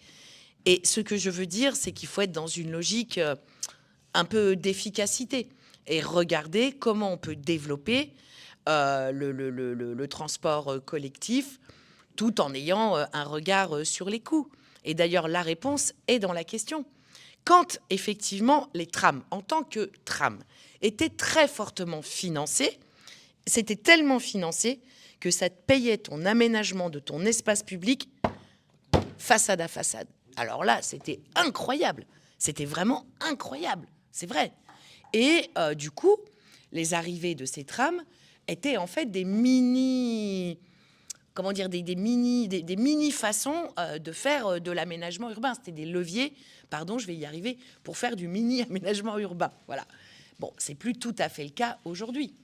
Non pas que je le regrette, évidemment, je le regrette naturellement, hein, mais il faut peut-être aussi regarder les choses sous cet angle-là. Bon, après, tram, bus de qualité, bus haute qualité de service, peu importe. J'ai envie de dire, moi, je prendrais, quoi qu'il en soit.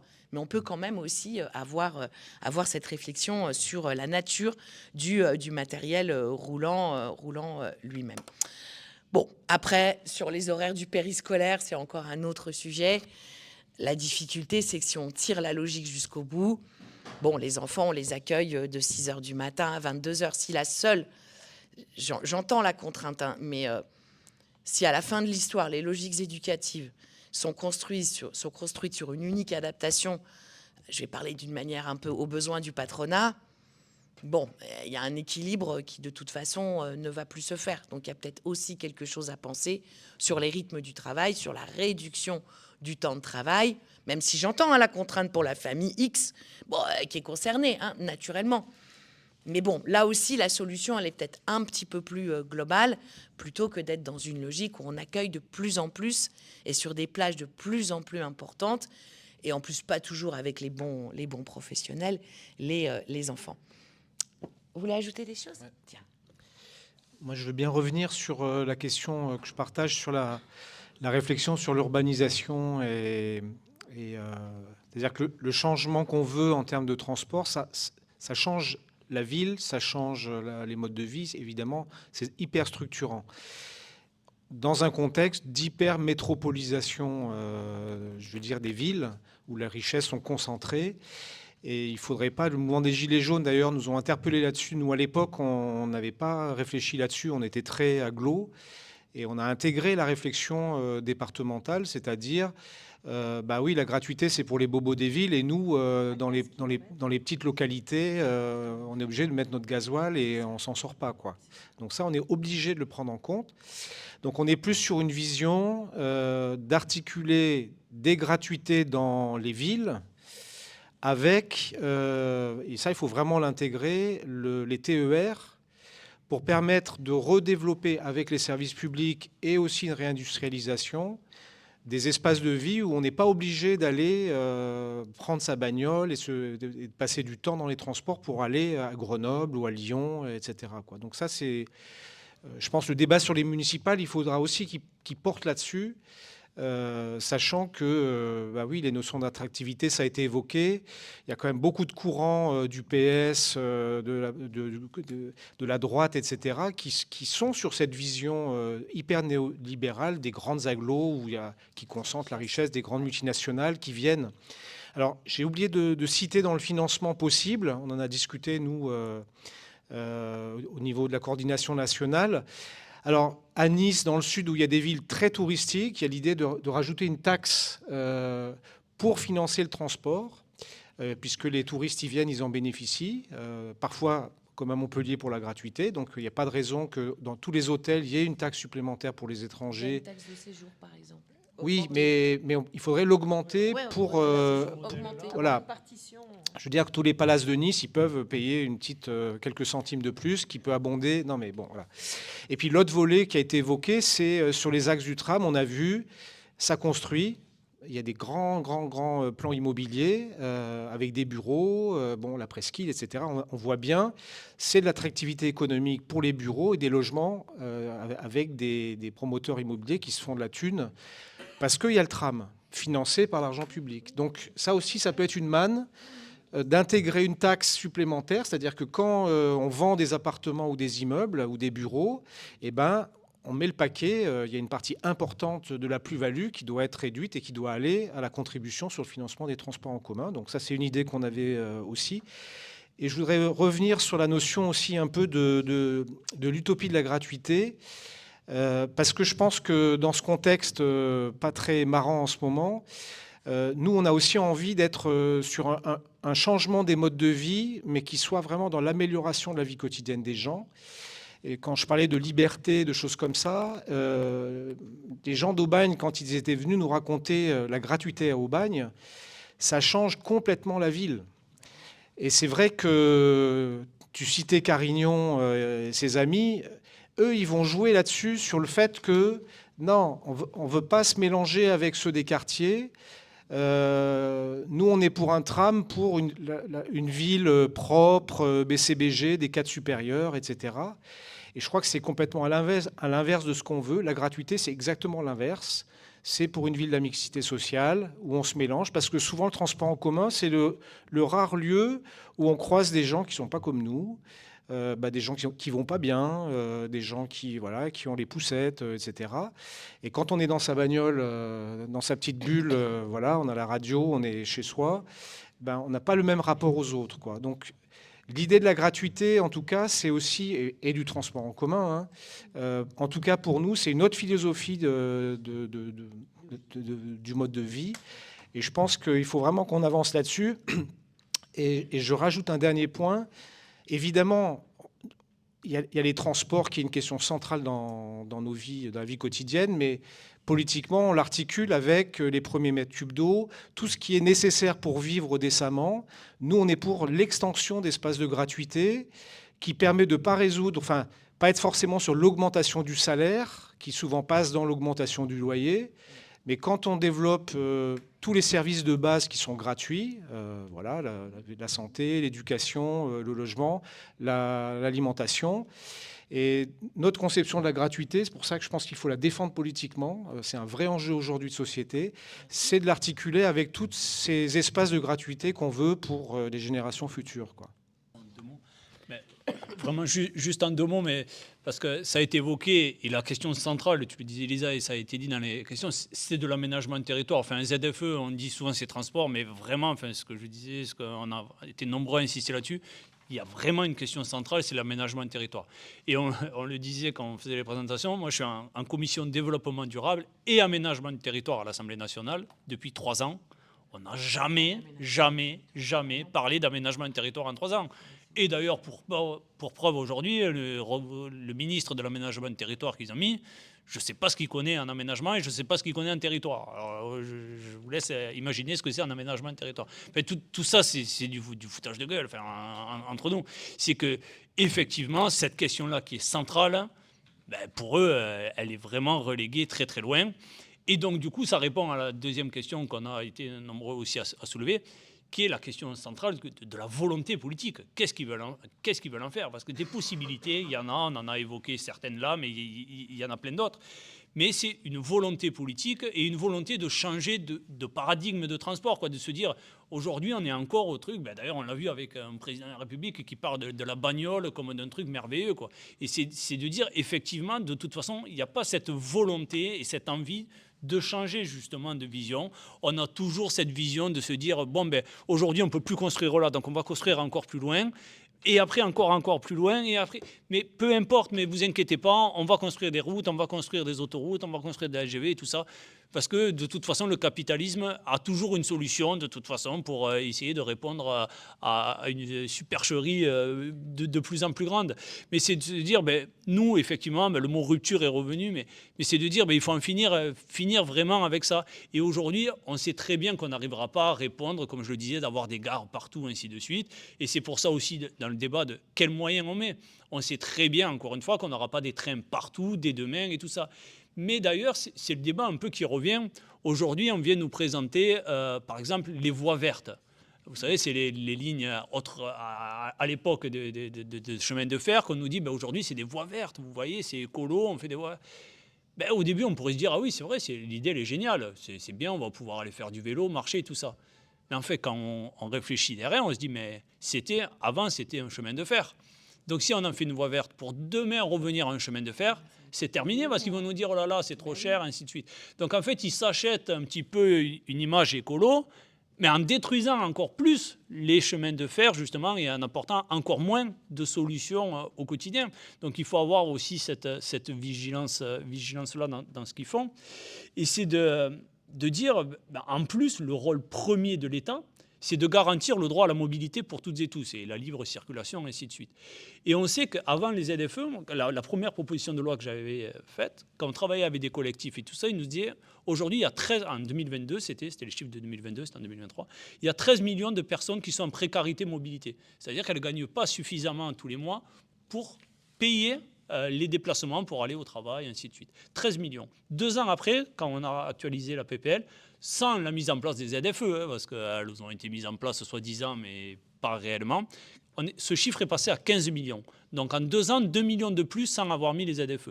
Donc si on met les ZFE, on sait très bien que ce chiffre va exploser, puisque du coup, les gens ne pourront plus se déplacer en voiture, puisqu'ils ne pourront plus l'utiliser, mais ils n'auront pas de transport en commun. Donc ce chiffre-là viendrait exploser.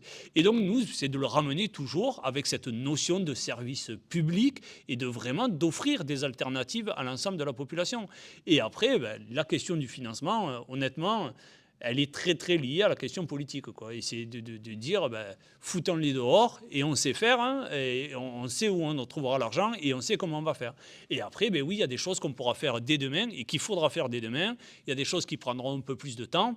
Et c'est pour ça, ben, justement, qu'on peut se dire, ben, un tram, ça va prendre plusieurs années. Un bus à haute, je ne sais plus comment ils appellent ça, service, à haute qualité de service, ben, ça peut être fait quasiment demain. Mais d'ailleurs, ça peut être fait demain si on ne ferme pas toutes les entreprises et tous les savoir-faire qu'on a, et c'est ce qu'ils sont en train de faire.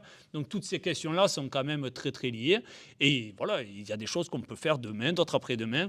Mais en tout cas, il faut qu'il y ait à un moment donné qu'on arrête de raisonner avec gagner du temps et raisonner par rapport à la bagnole, puisqu'en plus on se retrouve, et ça a été dit notamment par les questions des terres agricoles, parce que les premiers qui nous disent ça, faire des autoroutes, même faire une autoroute et faire une route, ça n'a pas le même impact d'ailleurs.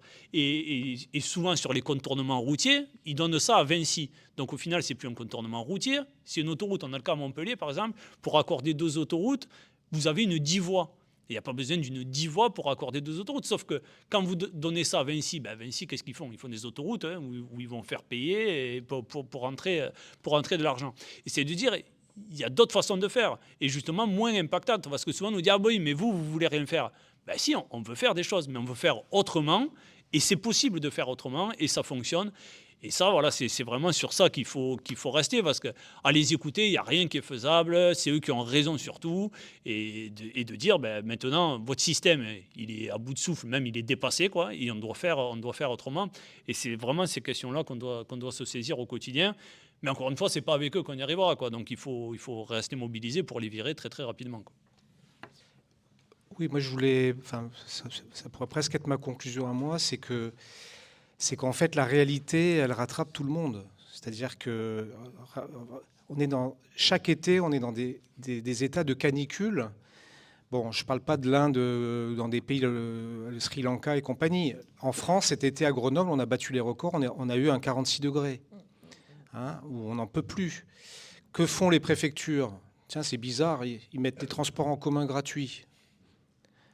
Donc, les solutions, on les a vues en Allemagne et en Espagne. Qu'est-ce qu'ils ont fait en Allemagne? Ils ont fait les billets pour toute l'Allemagne, TER, tram, bus, à 9 € par mois, pendant 4 mois. Et ça a marché, ça a eu un succès fou. Les gens, ils ont voyagé, les jeunes ont pu partir en vacances. Et en Espagne, pareil, tous les trains étaient quasi gratuits d'ailleurs, je crois. Donc je pense qu'il faut qu'on soit confiant dans notre bataille. C'est que ceux d'en face, ils sont à côté de la plaque. Parce que la réalité des gens de tous les étés, et ça va être de pire en pire. Donc ce que nous, on apporte, je pense que... il faut qu'on les défonce. On a raison et ils n'auront pas le choix. Sinon, ça va être la cata. Un mot quand même sur les camions, j'en ai pas trop parlé parce que c'est pas une petite affaire la ZFE. Évidemment, c'est les individus, les particuliers, mais il y a aussi les transports économiques. Ils ont flingué le train qui allait à Rungis, qui était un train sud-nord très important, notamment pour les productions agricoles. Ils ont fait passer une loi pour qu'il y ait des camions gigantesques comme en Australie pour aller sur l'A7, qui est déjà hyper saturé de camions, hyper pollués. Bon, on ne va pas faire le débat maintenant, on n'a pas le temps sur le ferroutage et compagnie. Ça aussi, c'est une bataille politique à mener, articulée à tout ce qui a été dit avant. Donc ça, c'est super important. Et puis, évidemment, il y a des choix de... quand on privatise la Poste et qu'on file les marchés à toutes ces boîtes privées, et on met ces boîtes automatiques de partout pour que les gens viennent récupérer leurs colis, et jour et nuit, il y a des pauvres gars payés souvent en auto-entrepreneuriat qui sont livreurs 24 sur 24 et qui nous livrent ces petits cartons de merde pour acheter une paire de chaussures et tout ça, parce que les magasins sont vides et on est obligé d'acheter sur Internet. Enfin, vous voyez ce que je veux dire? Est-ce que les déplacements là, qu'on nous impose de Amazon et compagnie, on ne pourrait pas les réguler, les interdire? Je ne dis pas qu'il faut tout interdire, mais autrefois, on allait à la Poste près de chez soi. Bon, ils ont flingué la Poste. Donc là aussi, il y a un enjeu de déplacement majeur, parce que ça émet de la pollution. Alors certes, il y a beaucoup de véhicules électriques maintenant chez les livreurs, mais moi je vois, c'est pas général, il y a encore beaucoup d'exceptions. Donc je pense que là, il y a aussi une bataille à mener sur les transports économiques et industriels qui traversent nos agglos. Le bouchon de Grenoble tous les jours, regardez, c'est les artisans et les camions, pratiquement. En fait, je voulais une petite intervention pour rebondir à ce qu'avait dit le monsieur qui était anciennement élu à Sassenage, que le transport permettait aussi de faire déplacer des populations qui n'étaient pas normalement censées se déplacer s'il n'y avait pas le transport. Et en fait, on voit très bien comment certaines populations, certaines communes connaissent très mal l'homo sapiens qui, lui, n'a pas attendu le tramway, l'avion, et tout ça. Et 200 000 ans avant notre ère, il a déjà fait le déplacement depuis l'Afrique en Europe. Et donc, je me dis que finalement, les ZFE n'abordent pas seulement la question du transport, le climat, l'air, la santé et tout ça. Mais ça parle aussi ça évoque un problème une question de projet de société. C'est de comment faire société ensemble, future, et qui soit inclusive et qui permet justement cette libre circulation gratuitement, qui permet le déplacement, qui permet que des gens travaillent, vivent là où ils ont envie de vivre. Ils ne sont pas cantonnés à un secteur, à un territoire, parce qu'ils n'ont pas les moyens autrement de le faire. Et donc, voilà, Elisa, tu parlais tout à l'heure de la question du rayonnement des territoires. Et ben, il y a des personnes aussi qui ne veulent pas de ce rayonnement parce que ce rayonnement amènerait une population dont ils n'ont pas envie. Et ça, c'est aussi une réalité qu'il faudrait peut-être lutter contre. Voilà. Moi, j'aurais une question, mais alors un peu plus large. On m'entend? Pas sûr. Je vais commencer par du local. Ça fait 21 ans que la droite qu'il y a une municipalité. 24 ans. 24, pardon, encore plus. À Sassenage, on est en train de monter une liste citoyenne avec toutes les... on arrête. Avec toutes les personnalités de gauche, toutes les tendances de gauche pour pouvoir prendre le pouvoir. Pour pouvoir faire les choses différemment, puisque là, en fait, de tout ce que vous nous dites, quelque part, c'est quelque chose, on est dans le projet, mais avant de ça, il faut être aux commandes. Et ma question, elle est un petit peu délicate, mais comment ça se fait que sur cette position-là des ZFE, vous n'ayez pas pu, les groupes de gauche à l'Assemblée, avoir une position commune ? Parce que je ne vois pas comment on va renverser le pouvoir en place sans faire une alliance comme on peut le faire ici au niveau local. Et ce sujet, je pense que les écolos, pour avoir lu leur position, ils ne sont pas très très loin. Pourquoi on n'arrive pas au niveau national à avoir des positions communes sur des sujets pareils? Et comment on fait pour prendre le pouvoir, pour pouvoir décliner la société telle qu'on l'imagine et tel que je l'ai entendu, si on n'arrive pas sur des sujets comme ça à s'entendre? C'était juste pour ajouter de la pertinence au propos qui a été dit sur les 3 points, consommation, travail et puis résidence. C'est ouais, métro, boulot, dodo et consommation. Et ben en fait, c'est une très bonne idée parce que ça pourrait peut-être permettre, en conséquence, en effet rebond, de faire revivre aussi les petits commerces dans les communes, de désenclaver un peu tous ces pôles un peu. Et du coup, c'est pour moi très pertinent, en plus de la ZFE. Et voilà. Oui, bah déjà nous, on est limité au niveau des mouvements, au niveau des transports en commun. Clairement, on est dans le fond des logements sociaux là-bas où il n'y a pas de trottoir après Paris. Enfin bref, ceux qui sont de Sassenage sauront. Mais voilà. Donc merci. Donc merci pour les conférences qu'on a écoutées. Et je voudrais rebondir un peu sur ce qu'a dit Michel au niveau de tramway qui n'arrivait pas ici, le commentaire que tu as fait par la suite, aussi ce que monsieur vient de dire là-bas, c'est que je pense qu'en fait les gens de Sassenage, ils disent pas qu'il y aura de la racaille qui va venir ici, même s'ils pensent un peu qu'il va venir ici parce qu'il y a les tramways. Je pense qu'il y a un point qui est très important, c'est lié justement à l'aménagement urbain, c'est que quand on fait des lignes de tramway, on renouvelle les longs de voies, on renouvelle et on a vu ça. Et d'ailleurs, si on regarde un peu l'exemple à Grenoble, ça embellit la ville. Et d'ailleurs, pour nous, faire venir les tramways, ce serait peut-être une occasion d'embellir l'avenue de Valence, qui est très moche. Donc, l'avenue de Valence, après l'avenue de Romont, quoi. Ce serait une très bonne occasion. Mais le problème, c'est que ce n'est pas vu comme ça pour les gens qui ne sont pas de notre bord. Et d'ailleurs, c'était le cas flagrant du projet de métro-câble. Parce que quand on a dit que le métro-câble allait arriver jusqu'à Villard-des-Langes, je crois, ou Lens-Vercors, je ne sais pas. Lens-Vercors, voilà, à Lens-Vercors, justement, les gens de là-bas, peut-être qu'ils fantasmaient, peut-être c'était vrai, qu'ils voilà, ah non, il y aura des logements sociaux qui vont venir.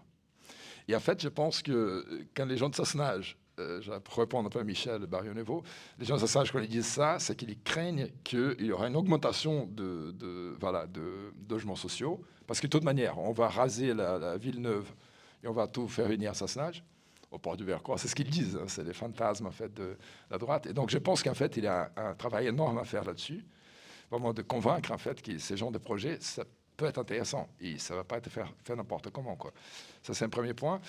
Le deuxième point que j'avais préparé, c'est Géraldine qui m'a volé la question.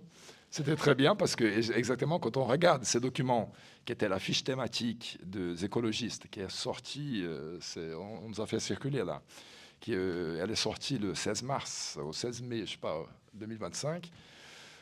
Et quand on regarde, en fait, c'est un document de 9 pages, hein, il faut le lire quand même. Certains arguments, bon, on peut questionner, mais essentiellement, les constats sont les mêmes. Et les conclusions à la fin, avec les points, y compris sur la question du transport en commun, elles sont identiques. Et donc, quand on dit tout ça, on peut légitimement se poser la question, comment ça se fait qu'on vote différemment, quoi, que l'issue, elle est différente après. Donc ça, c'est bon, c'est la même question, Géraldine. Donc merci. Bonsoir. Du coup, je suis le 4e colistier de la salle à parler.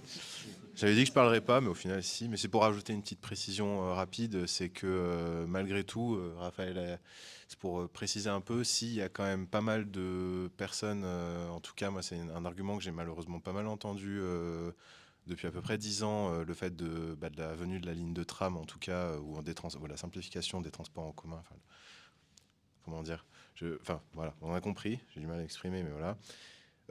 Que ouais, si, il y a un gros problème de racisme, en fait, tout simplement, hein, pour être assez clair, justement, de dire, oui, si, ça va nous emmener toute la racaille de Fontaine, ça va, même encore pire, ça va créer des points de deal, alors qu'en fait, au final, de toute façon, comme disait monsieur, il y en a qui on va dire, les personnes mal intentionnées sont, de toute façon, vont pas attendre les trams pour venir, dans tous les cas. Mais c'est malheureusement, c'est un point qui montre un petit peu quand même qu'il y a une certaine convergence des luttes, justement, autant pour l'antiracisme et aussi pour les luttes sociales autres. Enfin, on s'entend. Du coup, sur la question et notamment des positions, et notamment celle avec les écolos, par rapport à ce que je disais tout à l'heure là sur les sondages par rapport à la population et tout ça, mais on le retrouve aussi dans les partis politiques, c'est que le constat qu'il y a un problème avec les ZFE en l'état, il est quasi partagé par tout le monde. La différence, elle est dans les solutions qu'on apporte. Et effectivement, avec les écolos, au premier abord, on pourrait se dire on partage beaucoup de choses, voire la quasi-totalité. Mais quand on lit entre les lignes, ce n'est pas vraiment le cas. Parce que les écolos, et d'ailleurs c'est le débat qu'on a eu là sur la simplification, déjà les ZFE, c'est un dispositif mis par des macronistes ou des jumeaux macronistes. En 2019-2020, c'était les élections municipales. C'était un piège pour les écolos en se disant vous allez gagner des grandes mairies, mais il va vous falloir derrière assumer les ZFE. Donc c'était une planche savonneuse pour les écolos de dire mise par les macronistes, maintenant que vous êtes au pouvoir, vous allez voir avec les ZFE et comment vous allez faire avec les gens. Donc déjà, c'était le premier piège tendu par les macronistes. Et derrière, dans les solutions, c'est de dire la différence qu'on a notamment avec elles, avec les écolos, c'est dans le dispositif. Eux, par exemple, le débat qu'ils avaient dans la simplification, c'est on réintroduit les ZFE, il faut à tout prix qu'elles soient réinscrites, et puis on verra plus tard pour les transports en commun. Et nous, c'est tout l'inverse. On ne parle pas des ZFE tant qu'il n'y aura pas de transport en commun. Donc, OK, ils sont pour les transports en commun, on est pour les transports en commun, mais dans l'ordre des choses, on n'est pas d'accord, quoi. C'est que nous, tant qu'il n'y a pas d'alternative, il n'y a pas de ZFE. Eux, on met les ZFE, et comme ça, ça permettra de faire des transports en commun, on peut y croire. Enfin, depuis 2020, il ne s'est pas passé grand-chose de positif dans les transports en commun. Donc, c'est un petit peu... Et c'est majeur, hein, je dis, c'est la nuance, mais qui est quand même majeure, notamment avec les écolos. Après, par rapport à l'union avec les écolos, ainsi de suite, on le voit, notamment, on arrive à travailler sur beaucoup de choses en commun. Je pense que ça ne sera quand même pas l'élément le plus marquant et le plus bloquant, les ZFE. Je pense qu'il y a un sujet, notamment en ce moment, qui est un peu plus marquant et un peu plus bloquant parce qu'il impacte vraiment la totalité de la population et que c'est la ligne quand même majeure du programme, c'est la réforme des retraites. Et la retraite, est-ce qu'on est pour la retraite à 67, à 64, à 62, à 60 ans? Plus personne n'y comprend plus rien. Ça, c'est un point bloquant. Et d'ailleurs, c'est un point bloquant parce que certains ont validé un programme qui, dans sa deuxième ligne, dit en rupture avec le macronisme, et ont refusé de censurer un gouvernement macroniste qu'ils accompagnent aujourd'hui. Et si on a Le Cornu aujourd'hui qui est en train de proposer un budget qu'on n'a jamais connu, qui est pourri et qui va faire les poches de millions de Françaises et de Français, de toutes et tous, c'est à cause de ces gens-là qui se sont fait élire sur un programme où il y a marqué rupture, où il y a marqué abrogation de la réforme des retraites et pas suspension d'une façon ou d'une autre, abrogation de la réforme des retraites. C'est sur ces marqueurs-là. Alors après, effectivement, sur les ZFE, il peut y avoir des nuances. Sur d'autres sujets, si on cherche vraiment, il va y avoir des nuances avec les uns et avec les autres. On a parlé sur l'énergie, par exemple. On pourrait avoir des discussions avec certains. Mais honnêtement, tout ça vient bien après des marqueurs que certains ont déjà envoyés à la benne depuis longtemps. Et c'est de dire, moi, si demain on est au pouvoir, l'union de la gauche, j'en sais rien comment on peut l'appeler. En fait, c'est pas un problème de personne, c'est un problème de fond. C'est pourquoi faire ? Et justement, le débat qu'il pouvait y avoir après 2024, que ça soit un tel ou une telle ou ainsi de suite, mais c'est pourquoi faire ? Parce que le problème, c'est que si c'est pour trahir des cogniers, ça, on marche pas, quoi. Et par contre, si c'est pour tenir les marqueurs forts qui sont dans le programme. Et justement, d'ailleurs, c'est les discussions qu'on a eues, le groupe parlementaire, mais avec les différents mouvements encore ces dernières semaines, c'est qu'il y a des discussions qui ont eu lieu avec les écolos, avec les communistes et la France insoumise, en se disant, le programme du nouveau Front populaire, il n'est pas parfait, et on ne dit pas qu'il ne faut pas le toucher. Par contre, on n'enlèvera pas un seul mot, une seule virgule de ce programme-là, sur lequel toutes et tous on a été d'accord. Après, qu'il faille l'amender pour justement l'améliorer, oui. Notamment les écolos disaient il n'y avait pas le mot génocide, par exemple. Mettons-le, effectivement. Par contre, on ne remplace pas abrogation par suspension. Ça, c'est niet. Le programme, c'est abrogation, ça restera abrogation. Donc, il y a un chemin qui est possible, mais qui doit être vraiment sur le fond.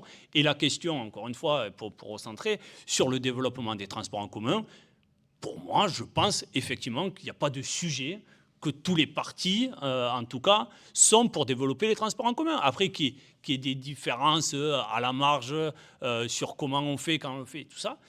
Et la question, justement, de proposer une alternative avant de contraindre les gens, ça, c'est une question qui est centrale, mais qui, pour moi, on pourra trouver un accord à un moment donné, de se dire, commençons par mettre les moyens et développer les transports en commun. Enfin, tous les moyens qu'on demande supplémentaires pendant les budgets, ils sont votés par l'ensemble des groupes politiques de gauche. Donc, il n'y a pas de sujet avec ça. Donc, ne nous créons pas une division sur des ZFE ou sur des nuances qu'il peut y avoir. Mais par contre, pensons, raisonnons par rapport à la politique des besoins et qu'est-ce qui est bon pour nos territoires, pour l'intérêt général, pour les gens, et de faire cette écologie populaire, de la faire avec, de faire cette bifurcation avec les gens et pas par la contrainte pensée par quelques technocrates à Paris. Et donc faisons-le territoire par territoire, mais en harmonisant bien sûr au niveau national, mais que ça soit fait dans l'intérêt général. En conclusion, deux choses. Soyons vigilants sur les attaques contre les services publics de transport. Beaucoup d'inquiétudes. Le MEDEF aimerait bien faire baisser le versement mobilité. On le voit sur notre agglomération Laval, il ne développe pas, il n'investit pas. Et le contexte austéritaire, je pense que devant nous, il y a aussi des attaques sur le service public. Donc soyons vigilants et je pense que les élections municipales seront le terrain pour vraiment être à l'offensive là-dessus. Deuxième chose, moi ce qui me rend très optimiste, ça fait 10 ans que je milite sur ce sujet et je vois comment la société et les forces ont évolué sur cette question. C'est vrai à la France insoumise, c'est vrai chez les écolos. Il y a plein de gens qui aujourd'hui ont intégré que la gratuité des transports est un outil, c'est le turbo pour aller vers la généralisation et l'amélioration de nos transports. Et regardez ce qui s'est passé à Belgrade. La ville de Belgrade est en gratuité totale depuis pas très longtemps. Et j'espère, futur maire de New York, d'une nouvelle organisation de la mouvance de Sanders, a dans son programme la gratuité des transports, plein d'autres choses tout à fait sympathiques, et apparemment il est en bonne voie pour gagner. Et je crois que ça nous montre que l'avenir, il est vraiment de ce côté-là. Eh ben, la blague, c'était sur Belgrade. Mais je vais la développer, parce que tu n'as pas tout dit.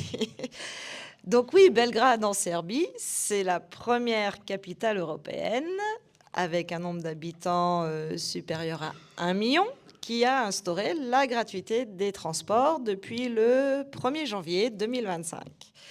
Et qui l'a instauré sous la pression sociale. Mais c'est une pression sociale un peu particulière, qu'on n'est peut-être pas obligé de recommander ou d'instituer comme une marche à suivre.